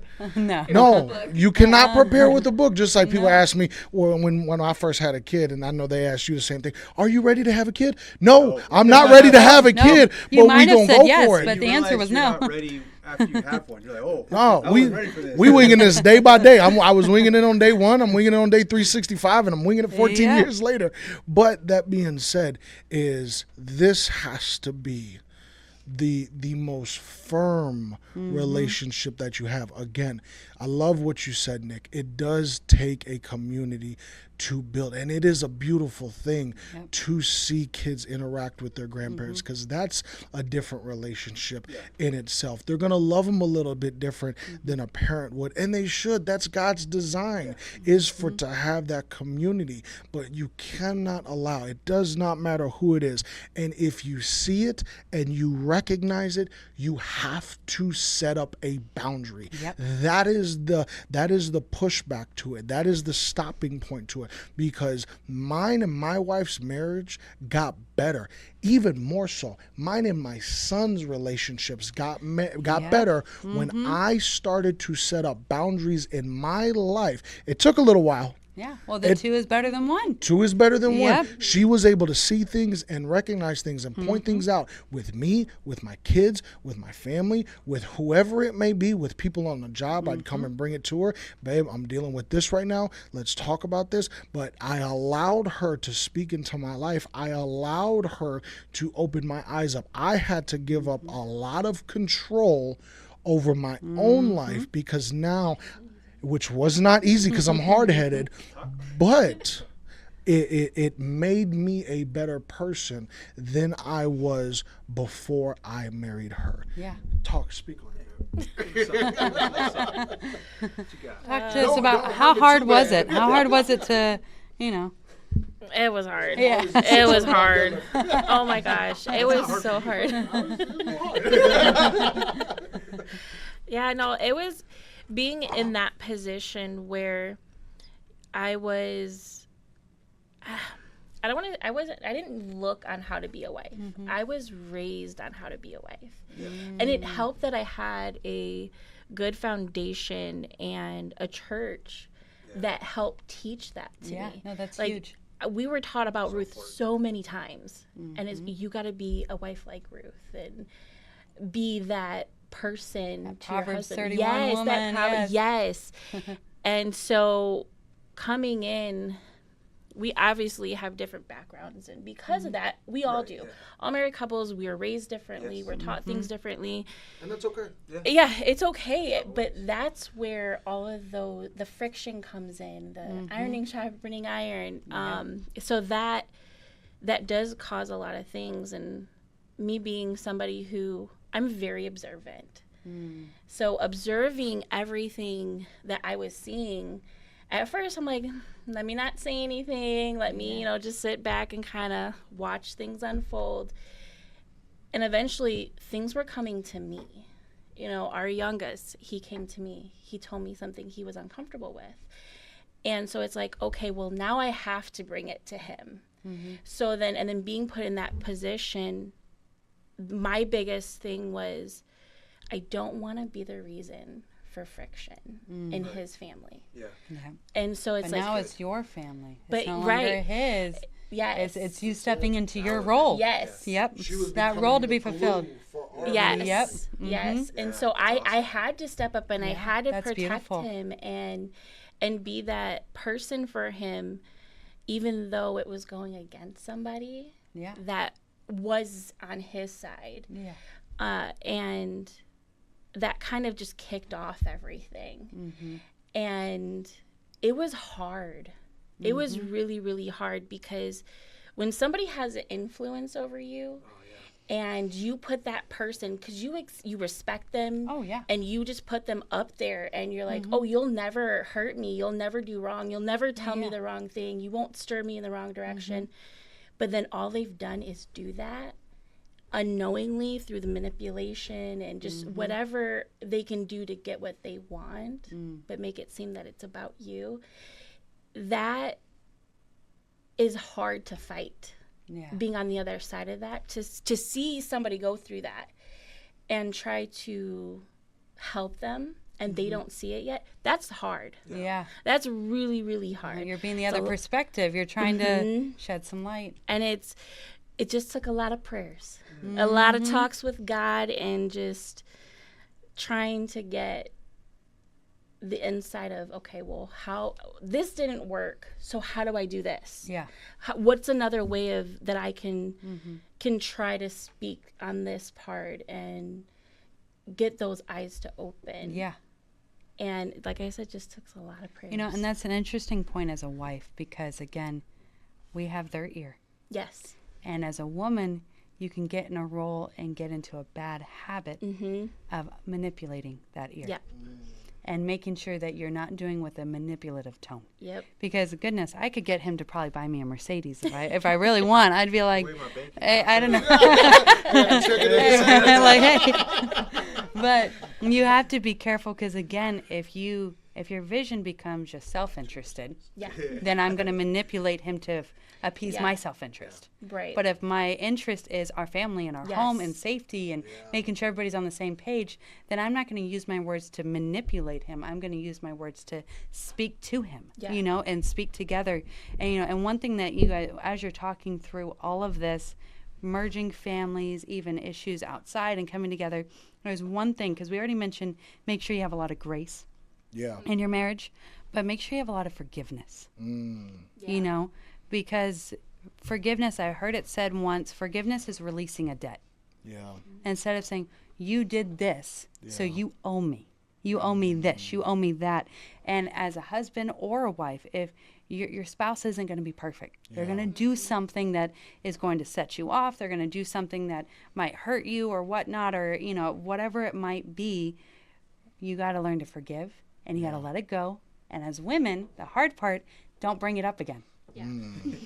That when you've released it, that doesn't mean 6 months later go, remember that night that you said that, or remember when you did that thing? Again, a lot of women aren't going to like me on this And podcast, guys, but you know, learn your lesson as well too. actually, Yeah, learn no, it. real talk. Yeah, Because no, if you 100% do it real again, talk. I I'm am not going to speaking bring to it up. nothing Yeah. she said. I'm gonna take it. I'm gonna key Yeah. on what you said. Learn your lesson. Learn your lesson, because Yeah. if you keep making the Gotta same grow. mistake, then of course she's going to keep going.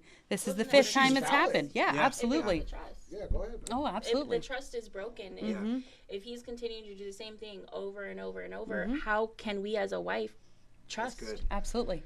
that it's gone? But then we can't relearn to trust you. No, we can't submit to it. No, either. we can't. Mm-hmm. As the husband, you'd have to come in and learn how to gain that trust back. Yep. And it takes a lot of work. Yes. A whole lot of work. It's not easy. It's not going to happen overnight, not in a week, not 2 Yep. months, not in a year, not in 3 years. It all is dependent on that specific wife and even that husband, because what is he doing to get that trust back? Yeah, absolutely. Yeah, that's good. No, it's really incredible to hear both of you guys talk about, you know, just the blended family part of that, because there is a lot of that, you know. It's you know, there's a story to every relationship, and it's incredible to see what God can do in those situations. You know, Yeah. you guys kind of shared a little bit Gotta about let 'em. Yeah, you have to let them, and you know, on both of your kind of which you both explained, it takes work. You have to say, hey, God, you know, you talked about praying, Aubrey, and saying, you know, this is hard, and we talked about earlier how it's not marriage that's hard. It's life and, you know, influences and maybe the things that we've experienced, that stuff can get hard, but we can't throw that on marriage. You guys did the work and said, you know, I want God to take this marriage and make something beautiful out of it, and he's Yeah. done And let me incredible say, things. it starts with the man. It 100% starts with the man. Yeah. If Speak on it, it's bro. the man that is called to be the priest Yes. of the home. It is the woman I like that that. is called to be the helpmate. It starts with the man. I remember when we first got married, and I shared this with Aubrey a few years ago when we first got married, that God told me in my prayer time that the speed of your family is going to be based on how fast you move. Ooh, come on. The speed of your Yeah. family is going to be based on how you move.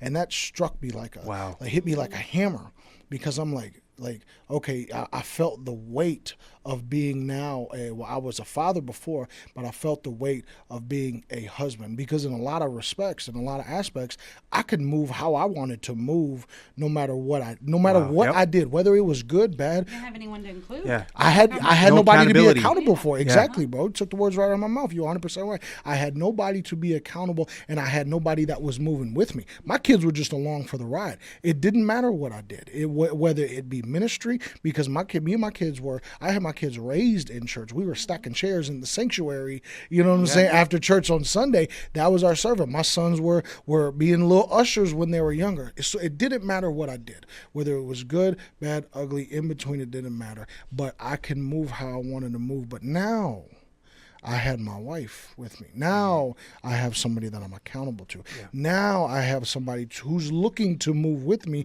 in what we said was a shared mission and a shared vision. So if men are not moving, if men are inconsistent, we talked about, if men are stagnant, and I'm not trying to beat on men right now, but men need to, we are not sugarcoating it. Men need to have it straight and have a real conversation, because I've said it before on this podcast, we have lives in our hands. We have destinies and character, and we have things that need to be done here on this earth that God has called us to do. And if we are not willing to step up to the occasion in our marriages, with our kids, in home, in our community, in our villages, those things will collapse. Men are a pillar in every aspect of their lives. It's not that women are less than.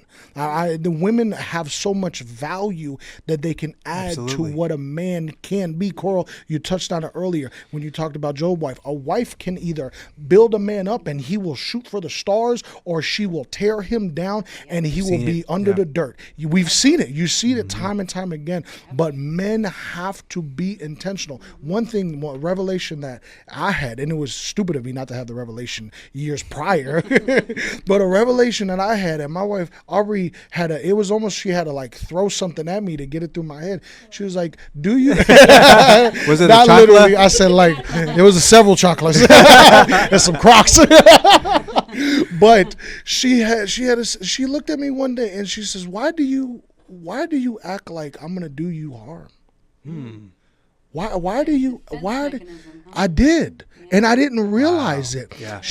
Aubrey did a great job, because again, this goes to how I operated as a single person and as a single father, then being married. Okay. She said, why, you don't know how to live, do you? You just know how to survive. Wow. Bro, when I tell you that was a gut shot to every aspect of being a man. And it didn't insult my character. Right. I didn't let it attack my character. But you remember that conversation? I almost broke down crying in the bathroom. Wow. Because at 35 years old, 34, I think we were at the time, I'm like, no, I don't know how to live. I only know how to survive. Yeah. And it was when I said, my wife is not going to do me harm. Yep. My wife has my best intentions. My wife has something of value to speak to the vision and the direction and the speed that God wants me to move. And if I don't allow her to, Coral, you said it best, tear down that defense mechanism, because it was a defense mechanism, and allow her closer to me than what I was allowing her to at the moment, I wouldn't have grown how I grew. Go ahead. Well, that's kind of to your point. You're talking about how it starts with the man. You know, we're the ones that have that burden on our shoulders. And one thing that I'm going to use pastors. When you were talking, it kind of reminded me. You said how did you say that your family is as fast as they. The speed of my family is only going to move as fast as I move. Okay, right there. So it reminded me of what Pastor talks about, and this is his thing. I didn't make this one. I can't take the credit. Yeah. But he talks about the glass and how men, we need to give. You know, a lot of men will say, "Oh, my wife needs to submit to me." You know, but your wife ain't submitting to nothing if she ain't got nothing to submit to. Exactly. And he says that the glass is the love, and the submission is what's poured into that. And you might have heard him say that. Yeah. I love that analogy because it's so true. As men, we are the ones that are saying, "Hey, there's an amount of love I have to provide for my wife as what Christ loved the church." He died for the church. Yeah. Yes, it is. For that submission and for you to be able to receive what your wife said to you, you had to give her that ear. You had to give her your love. I had to give up control. Give up control and allow her to be your wife and to speak to you, and you could be a better man for that. Yeah. And so it goes both ways. And so it was when you talked about the speed, what we give to our family, what we're handing down, is only what they're able to, get to. And so it does land. A lot of the accountability does fall on men. And let me not over spiritualize it too. Right. It's the simple things in life. The speed is: are you being inconsistent with your job? Are you showing up to work every day? Are you bouncing from job to job to job? Are you coming straight home after work, or are you hanging out in the parking lot? Are you hanging out in the driveway on Instagram before you come in the house? When you're Going to the gym. go to the I called gym. you out, okay? Go to the gym. Just don't sacrifice your family time. Yeah, go to the gym. absolutely. You can make You can do both. hobbies a priority, but you do not have to sacrifice. Get up at 5 a.m. But it's hard. It's hard. But again, where does everything fall on the priority to the simplicity? When you come home, do you greet your wife? If I do not greet her with a kiss and a hug, it does not matter what she is doing. If I do not greet her, I will hear about it. If her flowers that I just bought her, if they die and there's not Before more there's new flowers, ones? Oh, before man. there's new ones, I will hear it. It's the funny- simple things. As a guy, just a little funny. We don't ahead, want to be bro. all serious. It's funny. So you're talking about if you don't greet, you kind of learn like, okay, what my wife is expected, right? So First, I'm before everybody. yeah. So I used to leave the house like, let's go to the gym, or I'm going to run to the store or something. I just take off, and like my wife would text me, and go, you didn't even say bye, like. Say bye? Come on, So let's now, go. It became a joke yeah, between her and so, but I would just be like, all right, I already told her like an hour ago I was gonna head to the store, like this evening or whatever. So I just take off and go, and she would be like, you got to come say bye to me, like before you leave the house. And so it just when you were saying that, it reminded me of just. But that's I mean, it's kind of funny, but it also is very important to having that communication, and understanding one another. But do you have something? Oh, no, I was just going to add to when you were talking about when she was saying you don't know how to live, only to survive. Living in that mode. And it was funny because I did not have Proverbs 31 on my list. I'm like, every woman uses Proverbs 31. We're not, but as you were talking, I'm like, okay, and I have to use the scripture now. I'm not going to read the whole thing. But Proverbs 31:11, the heart of her husband doth safely trust in her. So the heart of her husband is safely trust in her. You are the place. Yeah, you are. And so my caution to women would be, if he does drop down that guard, are you a place of safety? Because you got to be a place of safety. If he's coming home from work and telling you, man, and he just wants to open up for a minute, that maybe he's a little worried about his job, or maybe he's a little stressed about finances at the time or whatnot, or whatever it is, maybe goals that he has or anything. Are you a safe place for him to open up to? Because if you're going to be a person who just immediately makes it all about you, and immediately makes it all about your expectations of him, or why aren't you just doing this then? Then why don't you just do better? Why don't you stop goofing off at work? Or you don't know, you're not there in that situation. And so make sure when he does open up to you, you need to be a safe place, because the turnaround when you do that over and over and over, what we hear very often from couples is, I don't know, he won't open up to me. He shut down. He comes home and he just gets on his phone and he just plays video games and he doesn't even want to talk to me. Well, were you a place of safety for him? Were you a place where his heart could be safe with you? Because there's no one else a guy's going to open up to. I'm sorry. Do you guys open up your hearts to each other? Not really. Exactly. You're going to. If Nick is not making fun of me on a consistent basis, I'm questioning if we're still friends. Seeing girls, we're just like, oh my word, you look so pretty today. And like, that's our love for each other. Okay. How, like with guys, where like how we show like love to one another is just roasting. You know, like, you gotta roast your boys. Bro, You know what I mean? if my boys are not roasting me, bro, I'm questioning some So things. to that point, to the women, he's not opening up to anyone else. Yeah. He's not calling his sincerely. buddy and like, maybe in a like a, just shallow type advice, but pouring out his heart. That's only with you. It's only with you. And if you are not available, he's going to shut off. Yeah. And can he's I not say- open anymore. And you're 100% right. It's just so good. And I want to say this quickly and give Aubrey an opportunity to speak to it if she wants to. If men are using their wives as just, and Women, take that wherever you Yeah. want to. But if men are using their wives as just a dumping ground for everything in their lives, then that is Balance. different. There has to be a balance. If you come home and you're just dumping and dumping and dumping, and then I'm gonna get up and go to the store. I dumped, and I got this emotional dump, and I'm gonna get out and walk out and go to the gym or go to the garage or play on my phone or whatever the case may be. That is not healthy either. No. But go ahead, babe, if you want to. I think the timing is appropriate too. Yeah. Because if a wife is, whether she's working or stay-at-home mom, doing both jobs, she's got a day too. Yes. Yeah. So if you're coming home and she gets home before you and she's managing the kids, making dinner, doing all of these things, and you come home and automatically you just dump, that is not the right time to do that. Right. Yeah. She's like, hold on. Timing's everything. Right. Yeah. It's both mindsets have to be in the same place for that, because That's why a that quiet causes place in a it. bedroom. Yes, Just the two absolutely. of you. Kids Yes. not around. Yes, Absolutely. quiet. It's you both are on the same page. Okay, we're gonna talk about our days. Yep. This is our conversation time. Yeah.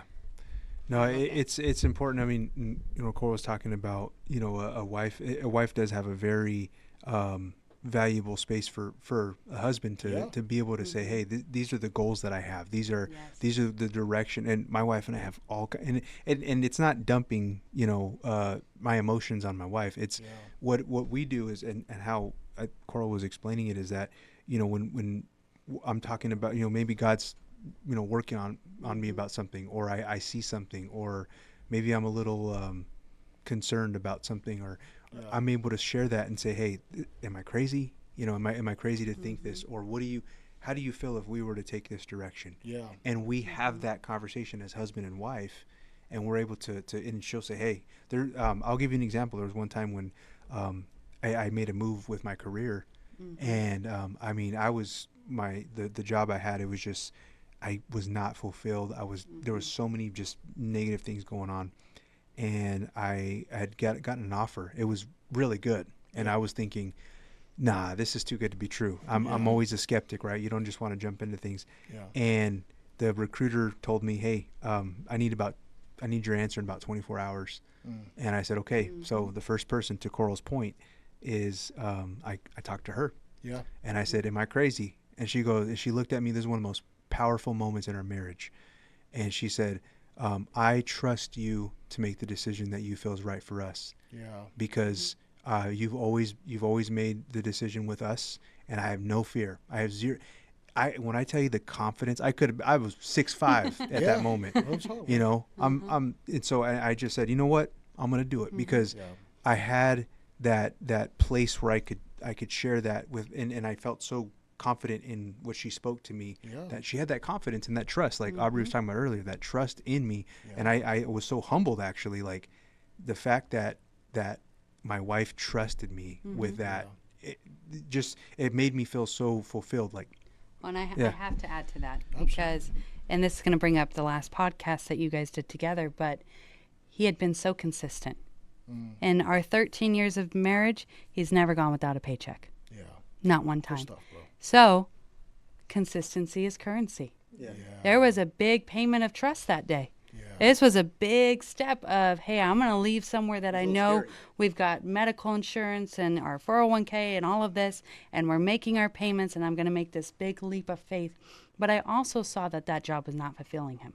I could see it in him every day. So I'm like, if this is going to be the step that's going to help you be fulfilled, and now because of that step, I can say blessings have come.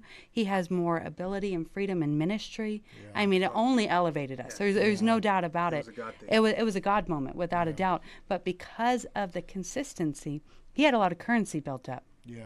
He had a lot built up where now I could trust him in this big move. Yeah. So if you haven't built that with your wife, and you've always been inconsistent, or maybe not always had a job, don't be upset if it makes her a little nervous. Yeah. Because women want safety. Of course. We want to know, are the kids going to be fed? Yeah. Are we going to have a roof over our heads? Are we going to be taken care of? Because if that safety is now in limbo and we're not sure, we're gonna immediately, we want to stay in the den. You guys want to go out and fight the bear or whatever. Yeah. We want to stay in and stay safe. Yeah. And so again, if you're not being consistent, she can't trust it. Yeah. And so that's going to make her very nervous. Yeah, and can I just share? I want to share a little bit, because I had that's a real thing. We talk about the simplicity of this conversation that we're having, and men to provide and career changes is a thing. And I love your guys' story. I want to continue to help and share our story a little bit, where I had a similar decision, and we were down here in Arizona, and I was with a job for about 4 years, and I've as long as you've known me, I've never gone without a job. I've always shown up to work, and I've always looked to progress and advance my career in the right ways. So the right ways is what I was looking to do, and I firmly believe the way you leave a season is the way you will enter a season. Yeah. The perspective that I want to bring to the table is that the job change at the time frame that it was coming, Aubrey, there wasn't enough time between her and I. There wasn't 13 years built up. It was a few short years, but that I was bringing this to her. I did the same thing. You remember when I was switching jobs to where I'm at now, as I brought it to her, I'm like, babe, she did the same thing. She saw me, how frustrated I was. Yeah. She saw how unfulfilled I was. She saw how I was coming home, and it was frustrating. And then I brought it to her, had that conversation with her, just like you did, bro. That's key. Whenever men are making a serious transition, the first person after God that they need to be talking to is their wife. It ain't your pastor, it ain't your mama, it ain't your daddy, it ain't your boy, it ain't nobody else but your wife, because it's your wife that is going to be the most impacted. The kids will feel it, but kids see things through their own lens, and they may not even remember half the stuff that they grow up with. But your wife will remember really, really good and really, really bad. Yeah. Those are the two top things. Yeah, they don't remember you changing jobs. Yeah. But what my wife was able to do, and I want to encourage women to be that voice, because my wife was able to speak. I said, babe, I was thinking about this, and then this scenario come up, and then I saw this job, and then I applied for this job. What she was able to do is consistently tell me, well, babe, I think you know your answer. I think you know your answer. I think you know your answer. She was confirming, being that voice of confirmation in my life. And it was an aspect of trust. She was trusting me to make the right decision. But babe, I think you got your answer. And that was able to push me forward little by little to be, all right, cool. Now, when it came to that point, I ran after it like a bullet out of a gun. And then it came to a point where I did change jobs. And then I had two job offers. The first thing I did was bring it to her. The second thing I did was we agreed on counsel who I could take that to. And then I made the decision from there. And we've been blessed so much from that. Man, that's incredible. Little caveat to what we were talking about earlier. Aubrey had brought up, that, as men too, we got to make sure that we have the right time when we are making those, having those conversations. And, and you brought up about, not being a dumping ground and just being emotional. It kind of made me think about, as men, where there is a time where we have to be the pillar of strength, and we have to be the image of strength to our family. We can't be breaking down every 5 minutes, where your wife and kids don't even know what mood you're going to be in. I thought of something funny. Well, when I was a kid, my dad actually, I remember him telling me, hey, when you're, as a dad, you can't really show your kids that you're scared, and I remember having that conversation with him. And when I look at it as a dad now, it's not so much about being a tough guy.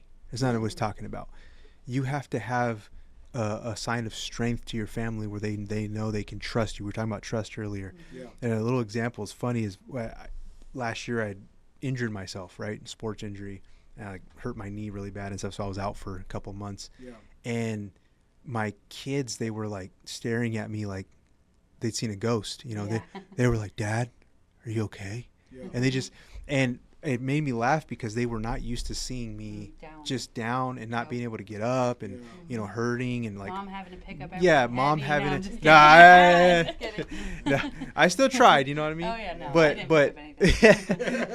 But I was. That's not my role. Yeah. That's your role. Those case of waters, that's still your role. Yeah, I still did it. I still did it. That case. Yeah, and so I was in pain and groaning on the couch, and I kind of laughed because my kids were like so confused, like, Dad, like you're supposed to be, the tough, you're supposed to be strong, and I'm like, I'm just hurt, I'm okay, but I'm using that example. It's a little comical, but in the same sense, Aubrey was talking about, we can't, also as men, we can't just be emotional about every little decision. We got to make the right moves. We got to send the right message to our kids of what it looks like, even when things get hard, still stand strong.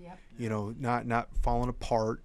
Even to your wife, when I had this decision to make about my job, I couldn't just always fall apart. She probably wouldn't have trusted me if I was the case, where I was always just, even though I was unhappy with my job, I didn't come home and just fall apart. I still stood my ground.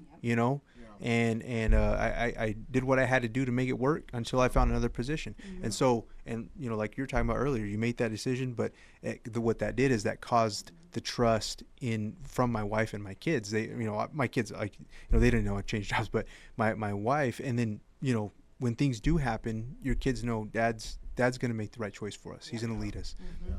Can your family know that you are listening to God to give you direction for your family? I love what you just said, and that's what I heard just now. Is can they see that? Yeah.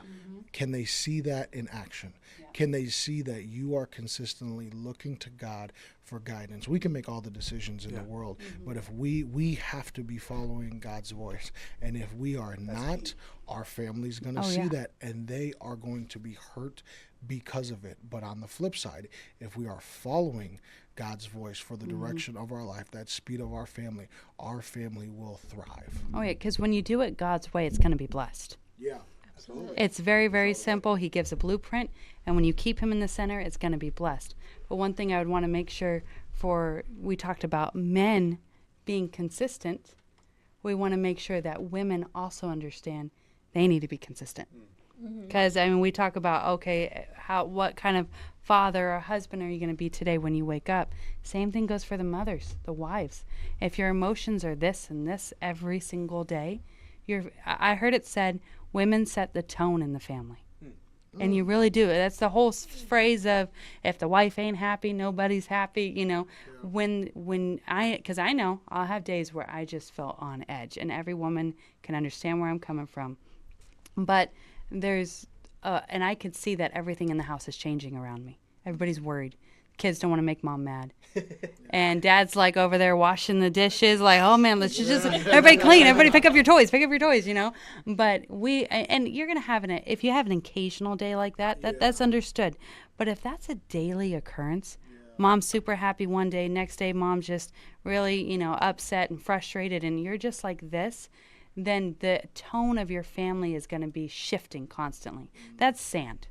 That's building your house on sand. That is not a rock foundation. And so I would encourage you as the wife or as the mother to turn around and say, okay, I need to reevaluate my foundation here, because that is not God's design for you, to be up and down, and for your husband to not to know what he's coming home to every single day. It's a hard truth. We don't sugarcoat it. And it might not be what you want to hear, but you should be consistent. Just as your husband should be consistent, you should be consistent. Yeah, I actually, to add to that, I think women, we can be like that. We go through a lot of changes. We're constantly like this all the time. Men, they're more like, just a little end of it. But I think that as far as like setting that tone, we can set a tone. But if we're like at an everyday, we're just, I don't know if I can say it's just the woman. No. I think it could be the man that also sets the tone of the house too, because if he's not coming home and loving his wife and listening and she doesn't feel safety. Yes. And she doesn't have that trust in him. I mean, if that was happening, I'd be like this too. No, good point. Absolutely. So it's like, I think it comes from both sides. But absolutely. I mean, if a woman is going like this, maybe go to the doctor. No, that's a great point. And I think that a lot of times, I can't tell you how many times I've heard it. Well, when he steps up, I'll step up. Yeah. Or when she starts acting better, I'll start. And they both want to pawn it off on each other. Yeah. And it's like, no. You know what the Word of God says and what you are called to be as a wife or a husband. And I do agree with you. I think that ideally the husband would be the leader, because you mentioned that before. The men need to do it first. And so trust me, your wife will follow. She just will. But to the woman who maybe your husband's not in church, maybe you are in that challenging situation, or maybe even you're a single mom, you can still desire that. You can make that change first and say, okay, whether or not he's going to do what he's going to do, you're still called to follow after Christ.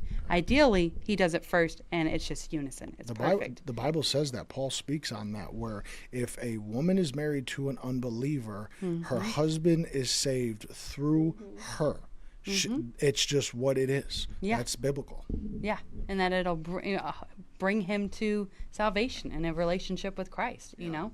Absolutely. And so that's where, if you are pursuing that relationship, you don't have to sit there and wait. Again, for those who are married, oh, well, he comes home and doesn't even talk to me, so I'm just going to sit on my phone and ignore him when he walks in the door. Yeah. Okay, that you might feel justified, but it doesn't make you right. Can we both grow up? Yeah.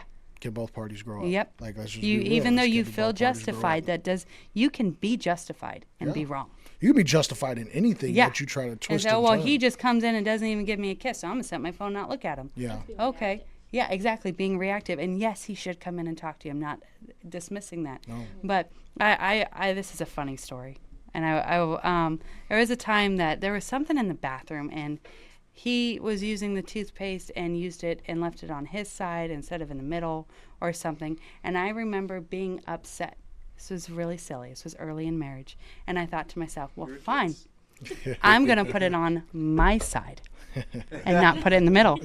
And I kid you not, it was like God told me, what he did out of absent-mindedness, you're doing in sin.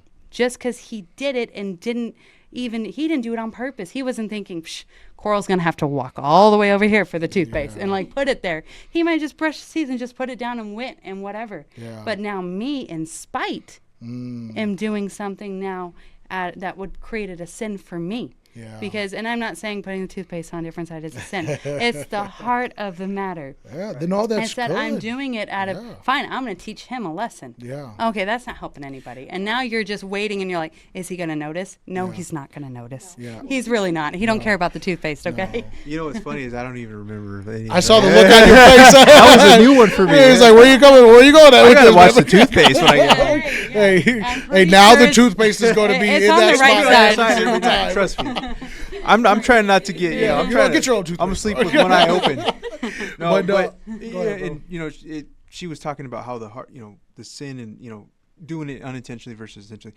Obviously that's a small example, but a lot of those things can lead to bigger issues in a marriage. I mean, we're joking around about toothpaste and things like that, but divorce doesn't just happen. No, it's a building, and that kind of little stuff is what can build and build and build. The next thing you know, it's animosity now, and you're dealing with. You can really cause some serious issues, and so that little stuff it can build. I do want to affirm my wife's point in saying that it is a man's responsibility too. That when he comes home, he cannot be inconsistent. No matter what he does, he cannot be inconsistent. Because just as the wife, I do believe that the wife could set the tone, and the husband could set the tone of the home as well. But again, like we talked about, be real. It starts with the man. A man has to be a leader of his home. But I love what you just said, Coral, because it goes into a heart issue.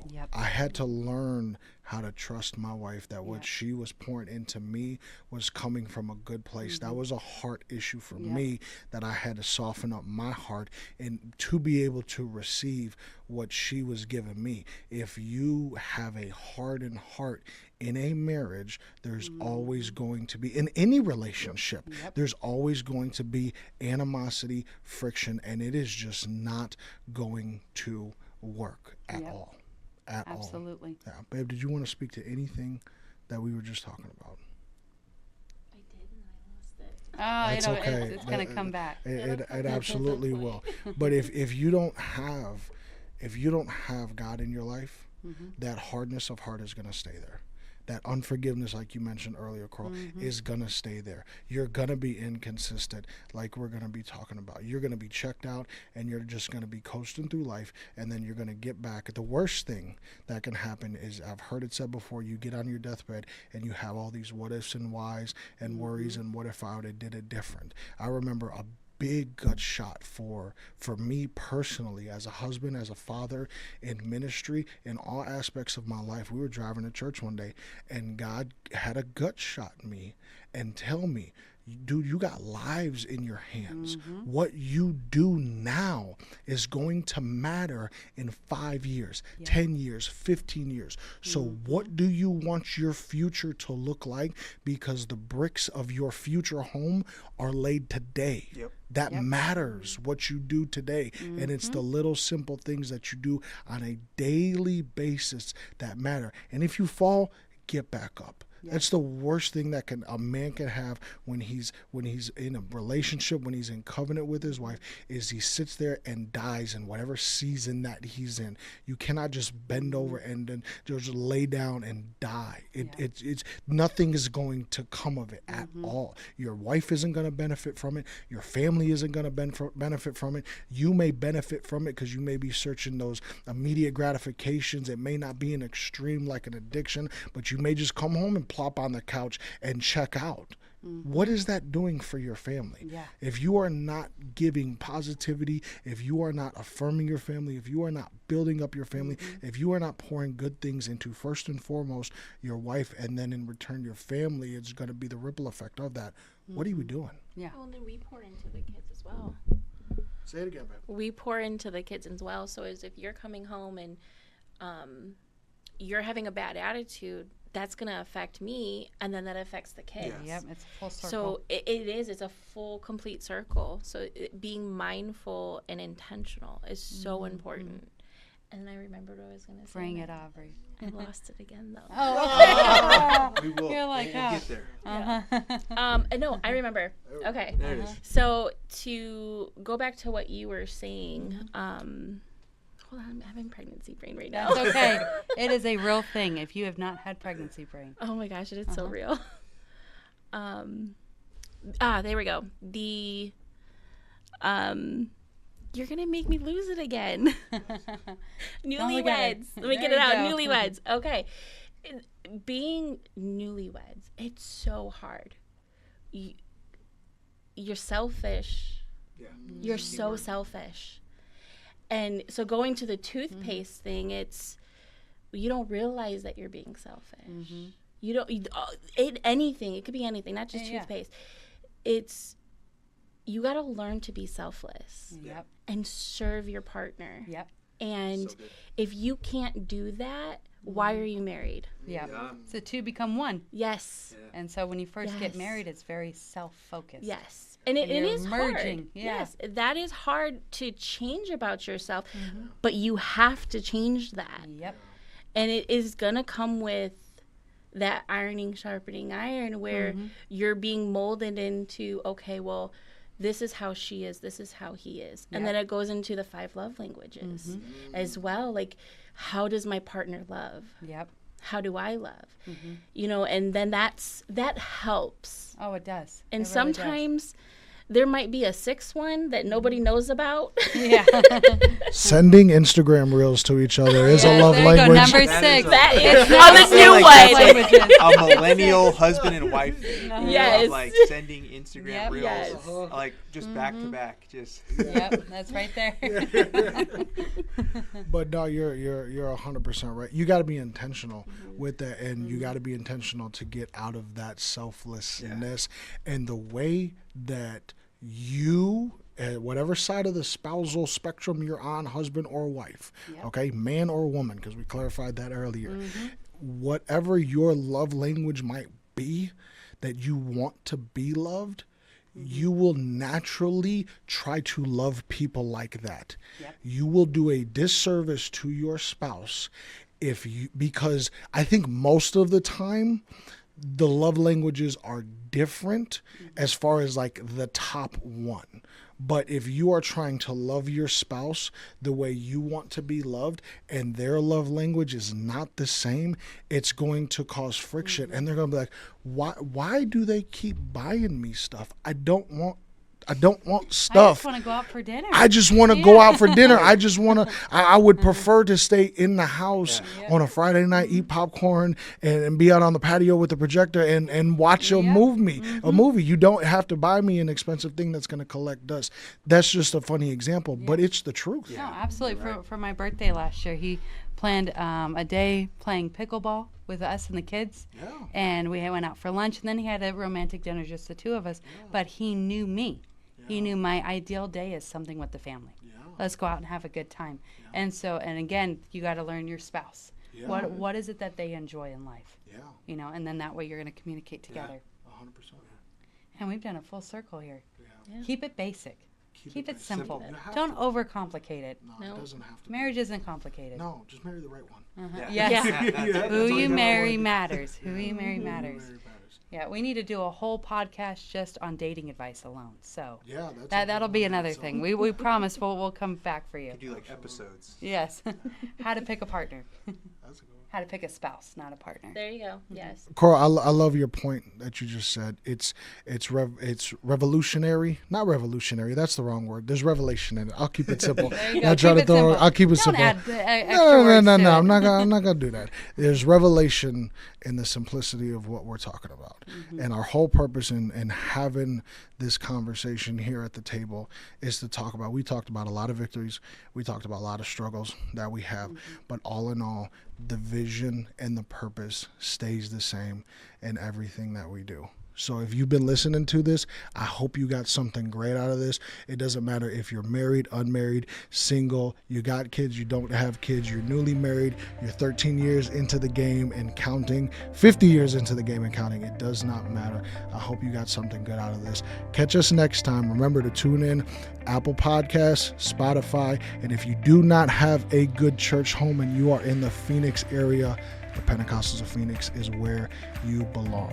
We'll see y'all next time.